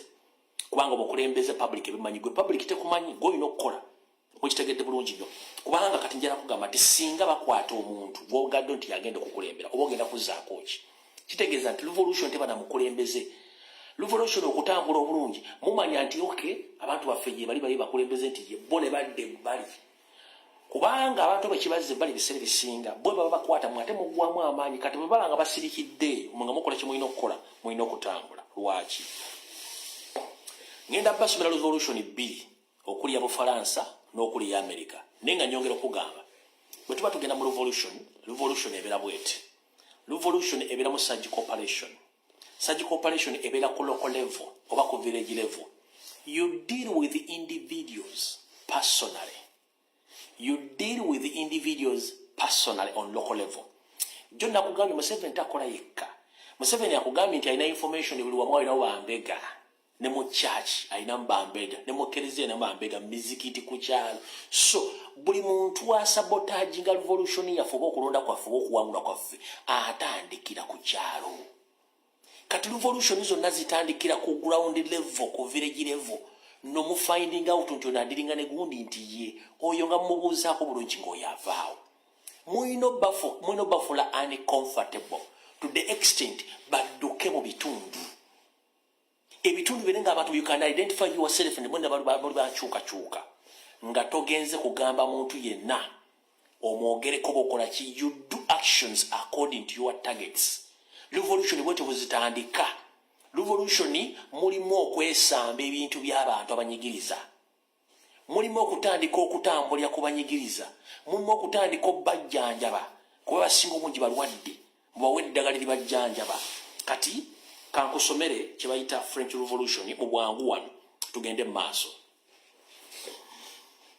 The French Revolution treatment of loyalists, those loyal to the monarchy, the church or the old regime, involved over time became increasingly harsh as the revolution radicalized. Nti mukwanula okwali mu ggwanga lya Bufalansa lyerina eddagala lye baakozesa. Baasooka ne bazuula abantu abo bonna abaagala enkyukakyuka nga tasobola kugulibwa, nga ye yavaako ku lw'ensi ye, nga bali against n'obwakabaka obwaliyo obwali butulugunya abantu. Obwakabaka obwali bakolagana n'abaani mu makyaki, abannansi abaali bakolagana regime ne bafuukira abantu ne babafuukira ekizibu era ne bassa ebikolwa mu nkola okulemesa bonna abaali balya mu ngalo z'obwakabaka obwali mu biseera ebyo bannansi nga beekozeemu omulimu. Ekisookera ddala boyi wange olina okunoonya omuntu amufaananya endowooza ng'omufaananya ebikolwa. Olina okufaananya omuntu omufaananya endowooza oba ebikolwa okutandika okulwanyisa regimu ya Museveni. Katuli bayeekera tugenze mu maaso. Radicalism in 1792, loyalists as enemies of the people. Abo ba radicalism abaali abasajja abazibu ennyo mu 1792 baafuukira ekizibu eri abantu abo abaali balya mu ngalo z'obwakabaka obwali butulugunya abantu mu ggwanga lya Bufalansa. Nkiddamu, bano abasajja abazibu ennyo abakambwe bali bagala ensi yaabwe mu 1792 baafuukira abaali balya mu ngalo z'obwakabaka obwo ekizibu, ne babanoonya omu ku omu ne babalemesa ensi mpaka obwakabaka bwe baabusuula. Bulaaza kyenkugamba ky'oba okola, ky'ogenda okukola tokyogera ku social media. Tulina okukola ebintu nga biri underground, ng'ebintu biri surgical. Tosobola kuvaayo kwogera ky'ogenda kukola, munoonya oyo, noonya omu ku omu. Tugenze maaso.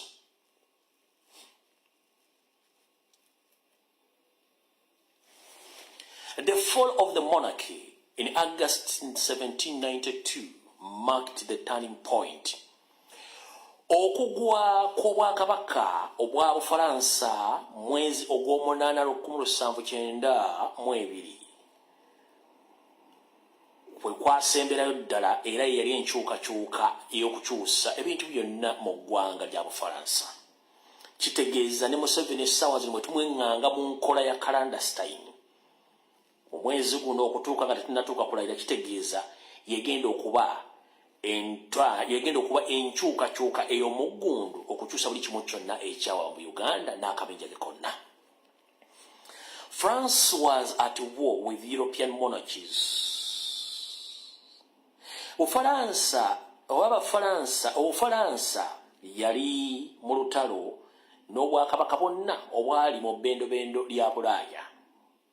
Abafalansa bennyini baatandika okubeera ku lutalo okulemesa buli bwakabaka bwonna obwali mu bbendobendo lya Bulaaya. Ompulya bulungi nnyo. Loyalists were increasingly labeled a counter-revolutionists. Nti abantu bonna abaali balya mu ngalo z'obwakabaka obwo baateekebwako emisango, baanoonyezebwa, naye era tebaapowa, baafuuka ekiro eky'entiisa nga balwanyisa bonna abaali balya mu ngalo z'obwakabaka obwo. September Massacre 1792, revolution crowds killed about 11,000 to 14,000 prisoners, many loyalists and clearly driven by fear of the internal enemies. Bakugambye mu mwezi ogw'omwenda wabeerayo kutta kw'abantu mu 1792, naye abantu b'enkyukakyuka battibwa wakati w'omutwalo gumu 10 ku mutwalo gumu 14.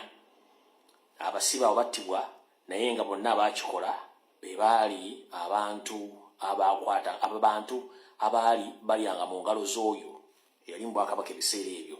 Era ekyo baakikola okutya mu bantu ba bulijjo, naye nga kino kyawa omuzinzi eri abo abaali balina omutima okulwanyisa abalabe baabwe okwetoola eggwanga eryo lyonna. Era ebyavaamu mwabitegeera mu bisoma bulungi. Loyalists were treated as an existential threat. Bonna abaali balya mu ngalo z'obwakabaka obwo munnange bakolebwangako nga ebitagasa ebiremesa enkyukakyuka mu mbeera eyo. Tugenze maaso. Under the Committee of the Public Safety in France during that time, legal framework, law of suspects of 1793 allowed arrest of anyone suspected of loyalist sympathizers. Bakugambye netteeka lyateekebwangawo mu 1997 okukkiriza okukwata yenna asuubiriza nti yenyigira mu kulwanyisa ekyaliwo. Nakati bigenda mu maaso mu Uganda essaawa zino wetwogerera. Revolutionist tributes repressed normal courts.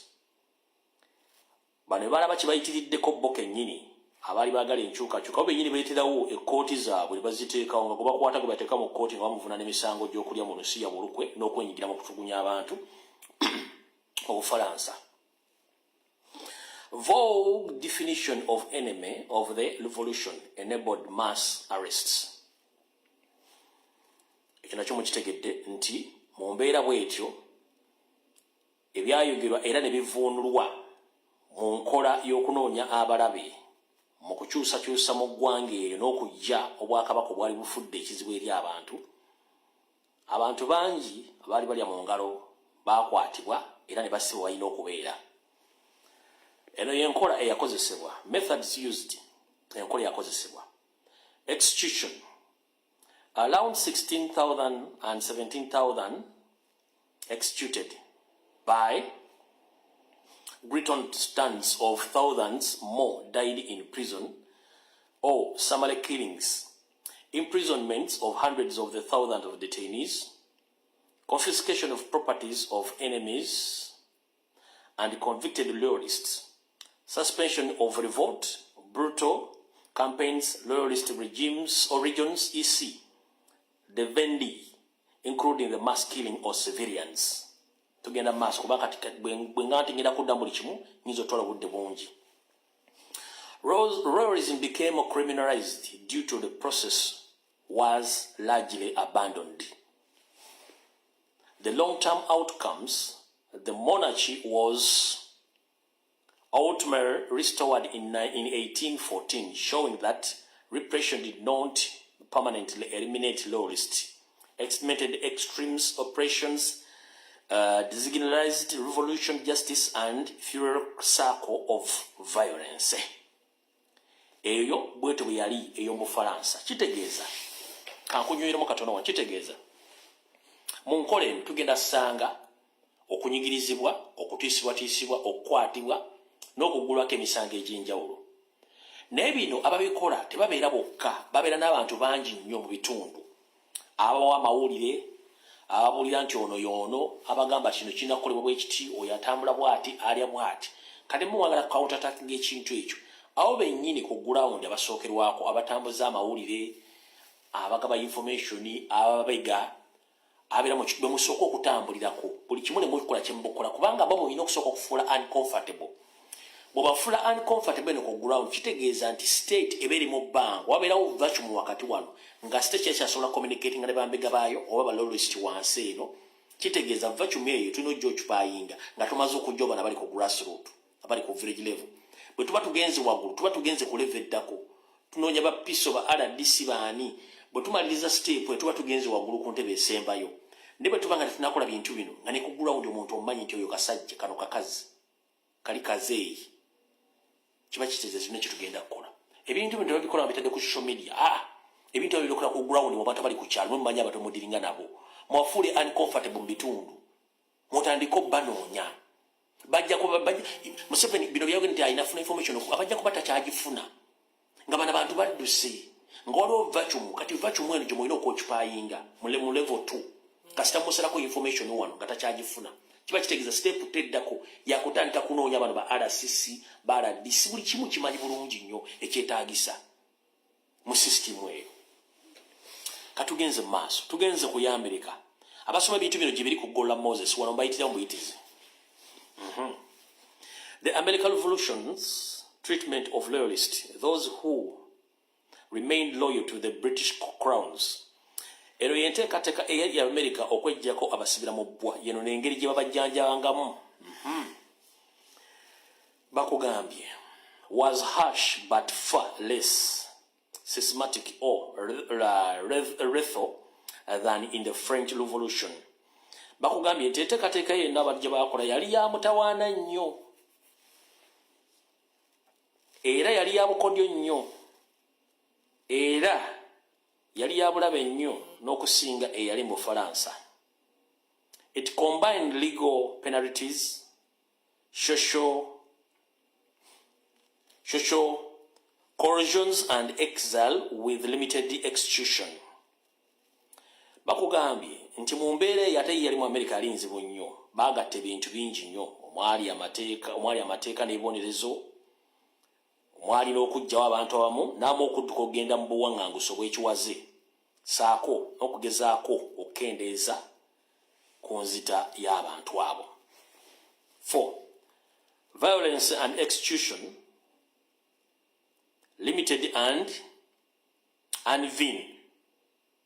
An estimated 500 to 1,000 loyalists were killed during the war, mostly in local violence, guerrilla warfare, or mob actions.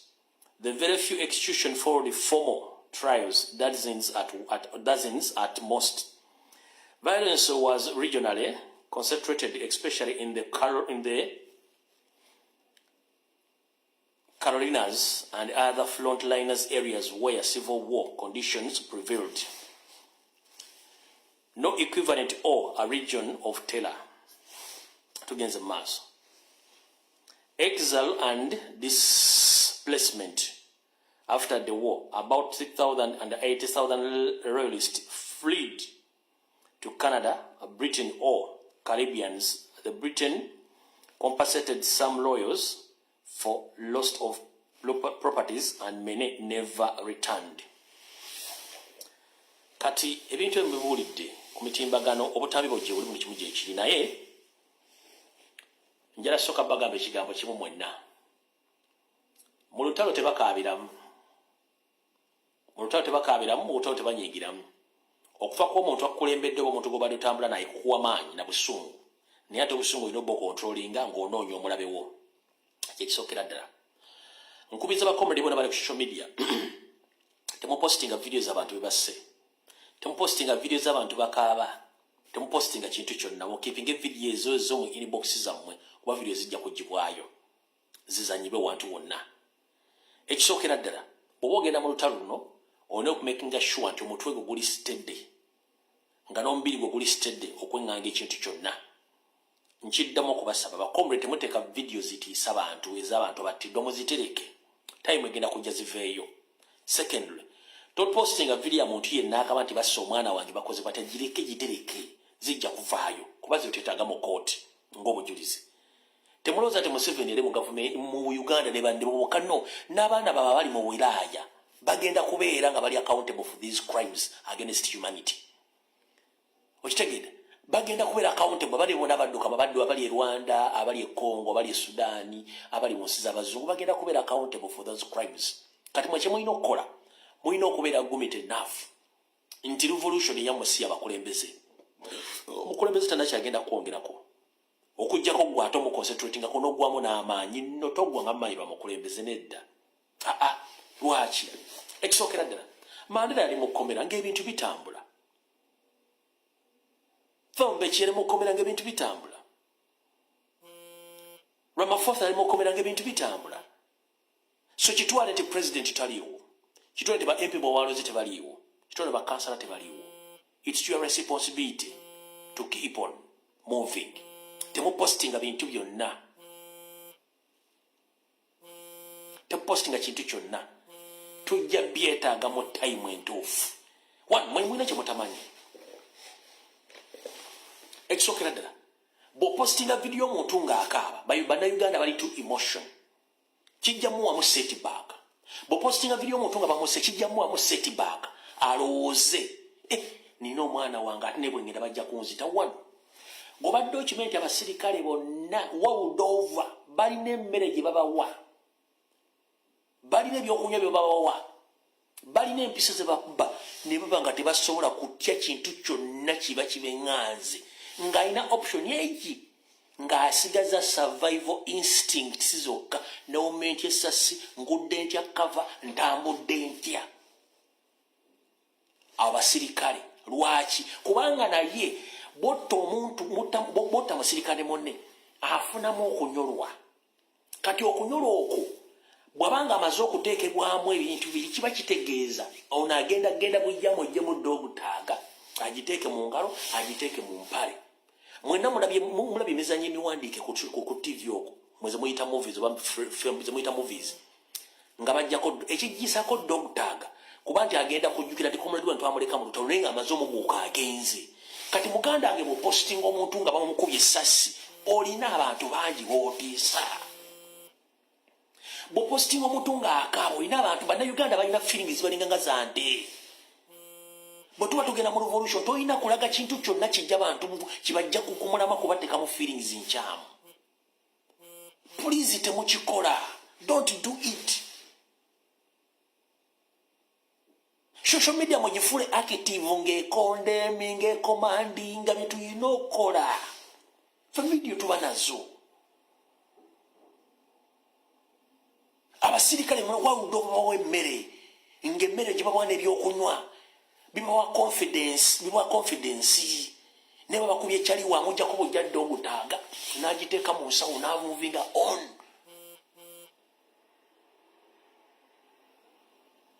Nengo postinga video wawe omwana nga bamuse wawe ate simanyi bamukubye olubuto luyise wawe otadde omuntu kitegeeza abantu bangi bo bannayuganda balina feelings nyingi baziteeka nezitalina kubeera. Singa muna ategeera otanenge gyetululwanamu. Stay calm, compose yourself. Wadde oyagala nnyo mwegendeze nnyo pages posting ebintu ebyo. Mwegendeze nnyo pages posting ebintu baba scaring off bantu. Eno message njagala egende mwenna ba elected MPs munoonye abaana bonna bali ku ground clandestinely muba facilitating.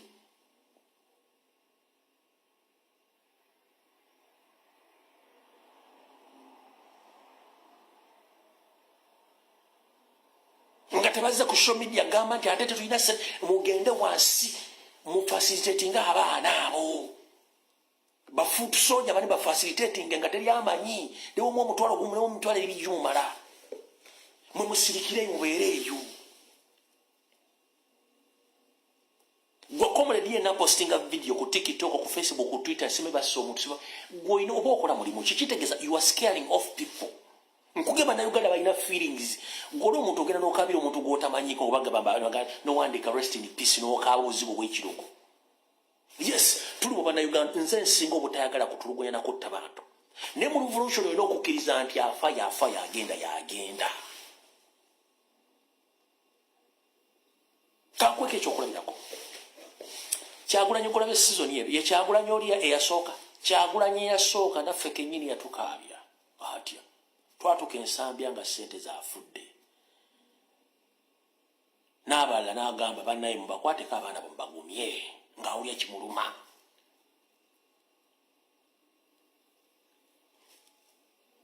N'abala bangi abafa president ngali so emotional. Kati bwe nkugamba nti we have to improvise n'okukyuka. President ono Kyagulanyi wa si oli yali too emotion. Nammwe mwigala muve emotion bifiri bibaveemu. Nange nnumwa videos nzifuna nze wano ku social media all over Uganda nze nsinga okufuna videos ezitiisa. Goloza lwaki abambadde temunantegeera. Mugobera page yange eno kwennyini. Nkeera ku makya neteekayo message neteekayo ka video nga kali fane baga just comedy. One, kukyusa timing kujja ku kiki kyobadde otaddeko kiconcentrating at least sekamukko. Oveko ka stress osekemu. Onalika ate kati tuvudde ku mulama osanga muga no. Ne kye bayita motivation mu struggle mu lutalo kibeeramu. Era kibagamba nnyo ndize postinga mu video busessa si lwa kuba nti mbajala nnyo sinika ebinnyo. No. njagala nsesa abantu eriyo kadamba nga bamukubye emiggo mu kiyumba bwabikula simina asaka video nka musesa lwaki yense kuzimu bosanga omukyala mu diaspora bambi ali maziga akaba nabikula page nasa ndeka musesa ekyo bakiyita motivation bosanga omuntu yafiridde omuntu we nabikula Facebook bati kukulika account akasesa omukyusiza omujje mweri gudi gyabaddemu okitegeera so kyembagamba nti mutayiminga ebintu byemukola naye temuteeka kintu kyonna sawa zino kintu kijja mu bantu mu mbeera kibakyusa bwongo nakubakaabya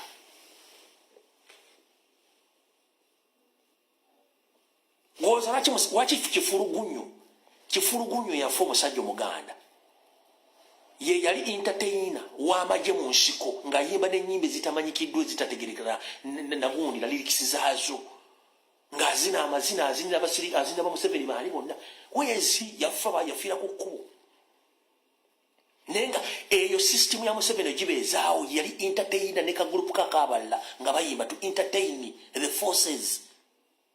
That's why people sing during slavery abaddugavu okubeera nga abaddugavu basupasita mu nsi yonna baatuukanga embeera ebayinze ne basalawo batandika okuyimba nga bakabya mukama katonda mukama n'ababulesinga kyova nti mu nsi yonna abaddugavu basinga okuyimba kigenda mu jjiriza bwezityo kubanga okuyimba kukakkanya ebintu byogere bisesa bikakkanya kati naye gwe tosobola kuteekayo kintu olwamukubya amasasi yafudde bamuye ebyenda wowe simbi zitereke time egenda tuka zigenda kuvaayo time egenda tuka zigenda kuva toteeka kintu kyonna kijja bantu kumulamwa na kubatiisa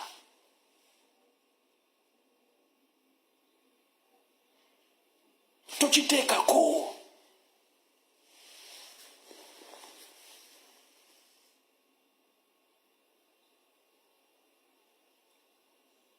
kati kankubuulire dakika ziri mmeka zikyali nakino kansooka nkikusomese waliwo time bwetuuka ne weevaamu bwemala okwevaamu kiba kitegeeza ogenda kukola action njagala buli muntu mu preparing ka tugenda mu lutalo tugenda mu civil war tuli bayeekera omuyeekera taba na feeling omuyeekera buli kyonna kyasobola okukola ekyobuyeekera ngenda kibagamba temuddamu okulya ebiwoziwozi bitambula ku social media mubireke nabagambye president is fine and safe to prove me wrong waba wayina information ngira nga tali safe Museveni atadde redi buloko buli wonna ku nguudo ezifuluma nezingira Kampala banoonya Kyagulanyi Museveni atadde redi buloko buli wamu banoonya Kyagulanyi muntu omu individu bamunoonya lwaki nabagambye nti okubulaako silence ye n'okubula kuli priceless tebamanyi kyazaako kati gologo ka president bamuwambye yes bamuwambye kitwale ekyo twala kibamuwambye kitwale nenze nkugamba ng'omulwanyi president gyali kyakola akimanyi naawe kola ekikyo kola omulimu gwo gw'olina okukola ogugwe yagukola in fact oyo omusajja tetumubanja buli agaa nti abanja Bobby go and eat your mother something period tetulina gwe tubanja Bobby tetumubanja ffe kennyini ffe tulina okubanja bannayuganda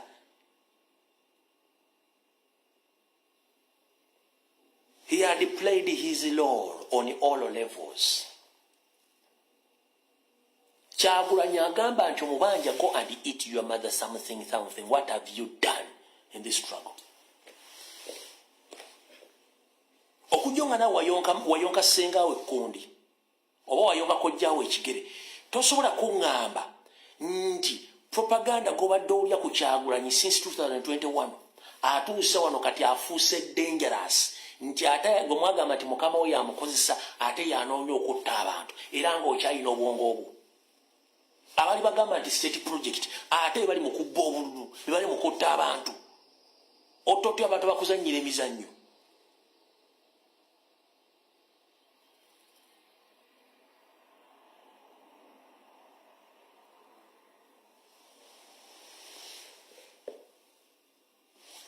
omuntu yenna gw'osanga nga Kyagulanyi simanyi azaako mugambe azaako nnyoko period bakitaawo as simple as that gw'ozaako ki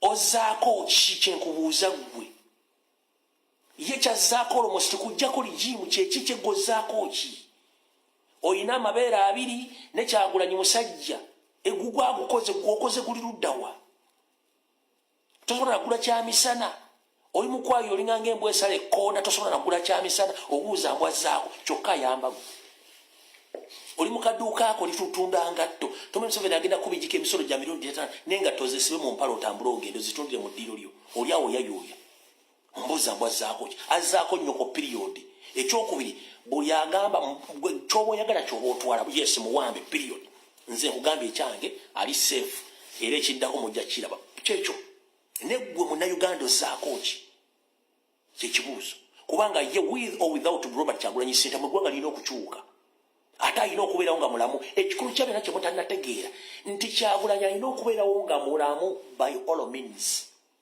lwaki alina okubeerawo omutiisa Edduge bavuddeyo ne bakola press conference era amaliriza agamba nti Nuupu yegasse ne NRM mu basula bonna nenga bonna batuli ne ba state agents so tembo wabudde omutiisa Edduge muguleke gukole ebyago ffe tetufaayo ukitegera bulungi kati njala kuga comrade yona gy'oli mu nsi yonna please kozesa obwongo bwo naawe bwe bakubba kiki ekikuleta omuntu bw'akubba kiki ekikuleta instincts okuba enduulu oba omupi oyo oba okuba eŋŋoomi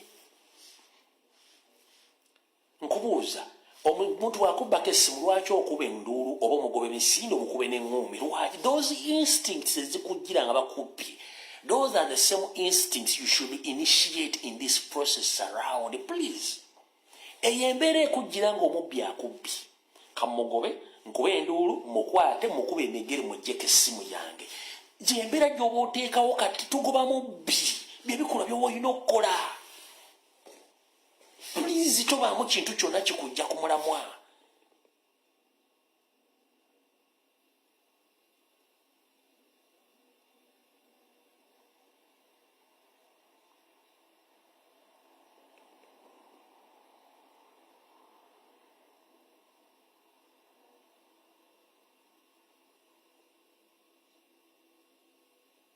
muganda wange kankubuulire fabafuna ebyomunda Museveni tayeebaka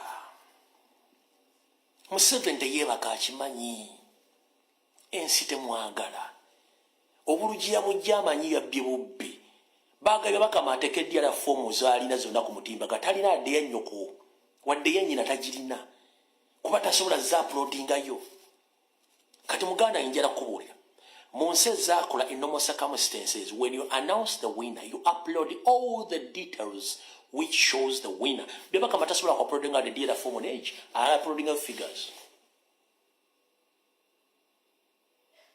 byabakama tasobola kuuploadinga wadde data form on age ku platform yaabwe ya website kubanga talina tazirina alina kuuploadinga figure kuuploadinga figures zokazi alina president amugenda nti to prove me wrong upload all the other forms za Museveni ko yawangulira azina tazirina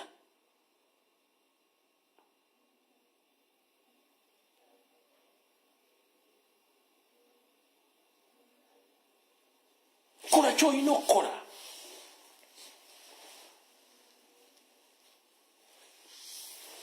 ffe tugukola twali batuga nti atuweddemu amaanyi naye tugamba no eyeyambudde aba yeyambudde ompulya bulungi nnyo tuli wano olw'abakomuledi baffe teri agenda boogera bali makomera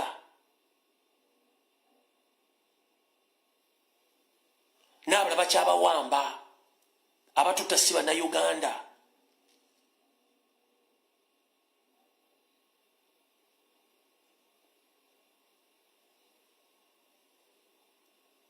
ng'oyagala okumanya nti muli b'amaanyi buuza bye baagula okutwala where are they nabo bemagazanga kuba tebalina kye bagenda kuzzaako amazima bagamanyi ate temugwa mu katego kankubuuse waliwo project yaba NRM leaning bloggers ba TikTok batandise ekibooziboozi mu Museveni yabbye obululu ekyo ekibooziboozi kya reverse psychology kubanga pressure eri ku Museveni emulaga nti yabbye tayina proper results. Kati basindise ba YouTube, ba blogger, ba TikToker batandike ekiboozibozi mbu bakoneeminga nti akaluba akabbye mu reverse psychology. Omulimba bagwejjeko bakulekedde bano ba influencer batambuze ekiboozibozi. Kati mmwe mutandika okugamba olaba n'aba bavuddemu kitegeeza babbye. Kati ekintu ekyo psychologically bakusindikira babo bennyini bakondeeminga akalunga bakabbye. Mmwe ababadde balina okutwalaganya ekintu kino n'ababo bennyini bavuddeyo kati naffe katuddeko ebbali kabatwalaganye. Oli musiru.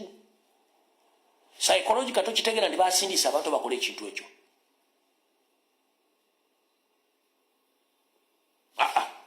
Njagala weekako okutegeera lero kanti kusomesa okitegeere. Ba TikTok ba NRM ne ba YouTube bagenda kufuba genti ekitufu Museveni yabbye akalulu wano kati gwolira kisinge.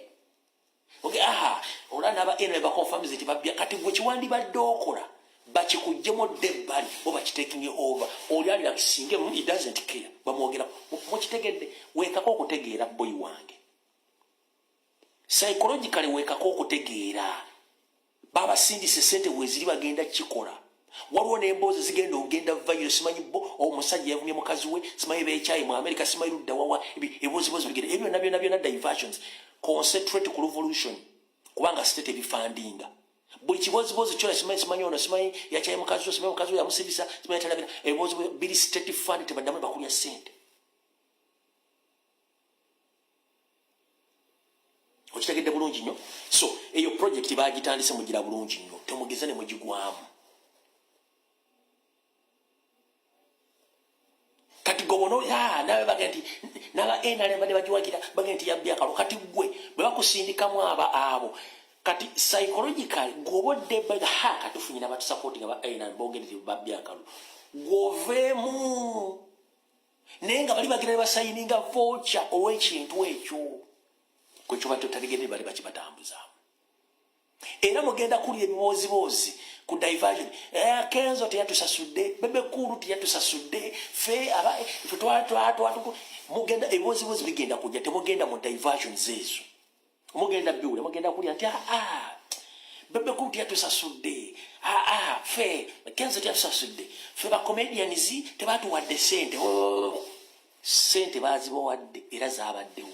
Wawula bagenda kikozesa ng'okwagala okukola ki okubajja ku mulamwa mukitegedde bulungi nnyo. So mubeere careful nnyo ku nsonga ezo. Nga nfundikira buno baka bwe mbasindikira buli mu nsi wetulaga ne wetuli naddala mu Uganda tetulikyali mbyabufuzi byawedde. Tuli mu revolution lutalo lwakwenunula. Otolo lwekwenunula terutera kubeerako mukulembeze kubanga buli omwalo okolanga bwayagala. Muganda wange gy'oli yonna ngenda kutegeeza ekikugira mu bwongo ky'oba okola tobuuza muntu yenna kubanga Abaganda tuga nti amesa amaagi tegakola ki tegeesimira bunnya. Abaganda bali basajja bageesi nnyo. Lwaki amesa amaanyi tegeesimira bunnya? Ensonga yeneeno. Obeera n'ekirowoozo ky'osobola okukola nti genda nkolesa gi corporation yefunding nyiga omuntu ono ne sente nzirina ngenda mufiirako munyige nkanyiga akasajja ka NRM kano. Kati Kasiru najja olio badene kabugezi akuwadde ekirowoozo kiri kati Kasiru najja nagamba sooka okubireko Lumbuye omugambe idea eyo. Kati bw'okubira Lumbuye obanga ayasama nnyo nga naye agibuulira omuntu omulala nga n'omuntu omulala kati musaka emugenda okwetegereza nga eyabadde ne point ye entuufu ogitaddemu abantu abasukka mu basatu buli omu alina idea yanjawulo ku kintu ekyo. Kati idea zigenda kwegatta temugenda kufuna kikolwa. Lwe lugero luga nti amamesa amangi tegeesimira bunnya. Ojja n'ekintu nga kituufu lwoba ogenda okikola kituufu. Bw'otandika okkibuulirako abantu buli omu akifunako idea ndala. Kati buli omu n'aleeta idea eyo ne muzigatta mugenda okulanga tewali kintu kigenda kukolebwa kubanga buli omu ayagala ye kye kyaleese kye kiba kikola. Ne bw'oba ofunye ekirowoozo nga kikyo mu bwongo n'okikola kiba kikola bulungi nnyo. Ngenda kunyiga muntu nti yes sente zange ziriwa nti naane emitwalo gyange 10 ngenda mutambuleko mpaka lwe naamufuna. Njala sooka bw'oba ogenda okwenda boyi wange omala kubulira kyalo ngenda otuuza omutwe gwo wansi n'omanya gy'ogenda okwendera loogi ya ssente mmeka boda ssente mmeka. So eyo mechanism gye mukozesa nga mugenda okwenda bukoli mukozesa nga muteeka mu kwenga n'okunywa bbiya n'okubba the same mechanism bamukozesa okutaasa eggwanga lyammwe. You make your actions so secret to the extent that let nobody know your mission. Ekyo nkikuwadde nga nkijja muli olufumo nti amamesa amangi tegeesimira bunnya. Erimesa erimu lisobola okwesimira obunnya ne bwe gawera amangi tegasobola kusima anti buli kimu kiba kati oba ono yanaakikola oba ono yanaakikola oba gundi yanaakikola oba gundi nembeera nga mwetunira bwe muti ng'era abagwagwa naye ng'omuntu omu asobola okukola action agituusa.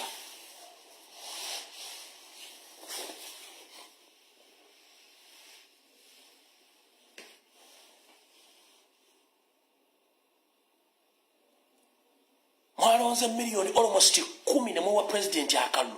Mungaba botya miliyoni 10 temusobola kuva buli muntu ng'alina ideology ye esobola okunyiga buli kasajja k'osanze ku kubo gwe.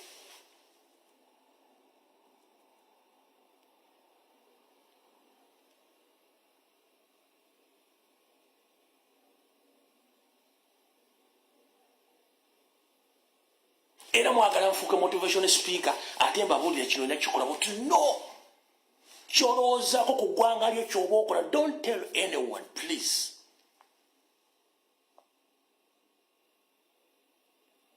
Kyolina okukola kikole nga ggwe omuntu. Tolinda president kuba taliiwo kitwale taliiwo. Kitwale tatawo mu nju afudde olina okutambuza famire yo. Nyoka afudde mulina okutambuza famire. Golowooza tatawo afa famire mwenda mufiira mwe baziikala mu kofini. That kind of nonsense mugikomya tata nga afudde ensi ekomye wano ffenna batuziike lumu. No! Taata alina olulimi lwagenze, maama afudde alina olulimi ffenna musituke mutambule. That's the system. Obulamu bulina okugenda mu maaso, Uganda erina okugenda mu maaso, tulina okukola bye tulina okukola with the time mubikole. Tolinda temuddamu okuvuma ba MP mubaleke kubanga tebalina kye bagenda tukolera. Bafunyidde emirimu gyabwe. Okujja nga mwagala buvume n'eriyo video njimaze olwaliro mukaba bankume tusinkane endozo olunaku bwe ndaba nkomye olunaku lwenkya kuba ndaba wano okusinza ku system yange ndaba wano message zipopinga ano nyinza obaddira enkya. So muganda musituke mutambule temwekubagiza nga bwana bwanjala. Tugenda mu lutalo ensi tolina ng'ogenda girekera. Uganda yensi yo. We are under occupation. We are fighting pirates who are there to occupy our country. Remember, nobody is going to help you before you help yourself. Bible yakugamba bote okole n'okulya tokole ki tolyenga. Ebyambagiro byakoma ku mwana we Yesu Kristo bayita Nabbi Isa. Bwe yasembayo okukola okukyusa omwenge okukyusa amazzi ogazza mu mwenge n'agugabula agoberezi be. Bwe yasembayo okukyusa omugaati ogumu ne gufuuka emigaati emiyitirivu n'aliisa abayigiriza be. Ebyambagiro byakoma. Era ebyakoma awo Bible nekugamba nti genda okole n'okulya kuliva mu ntuyozo. Okukyusa eggwanga kugenda kuva mu ntuyozo.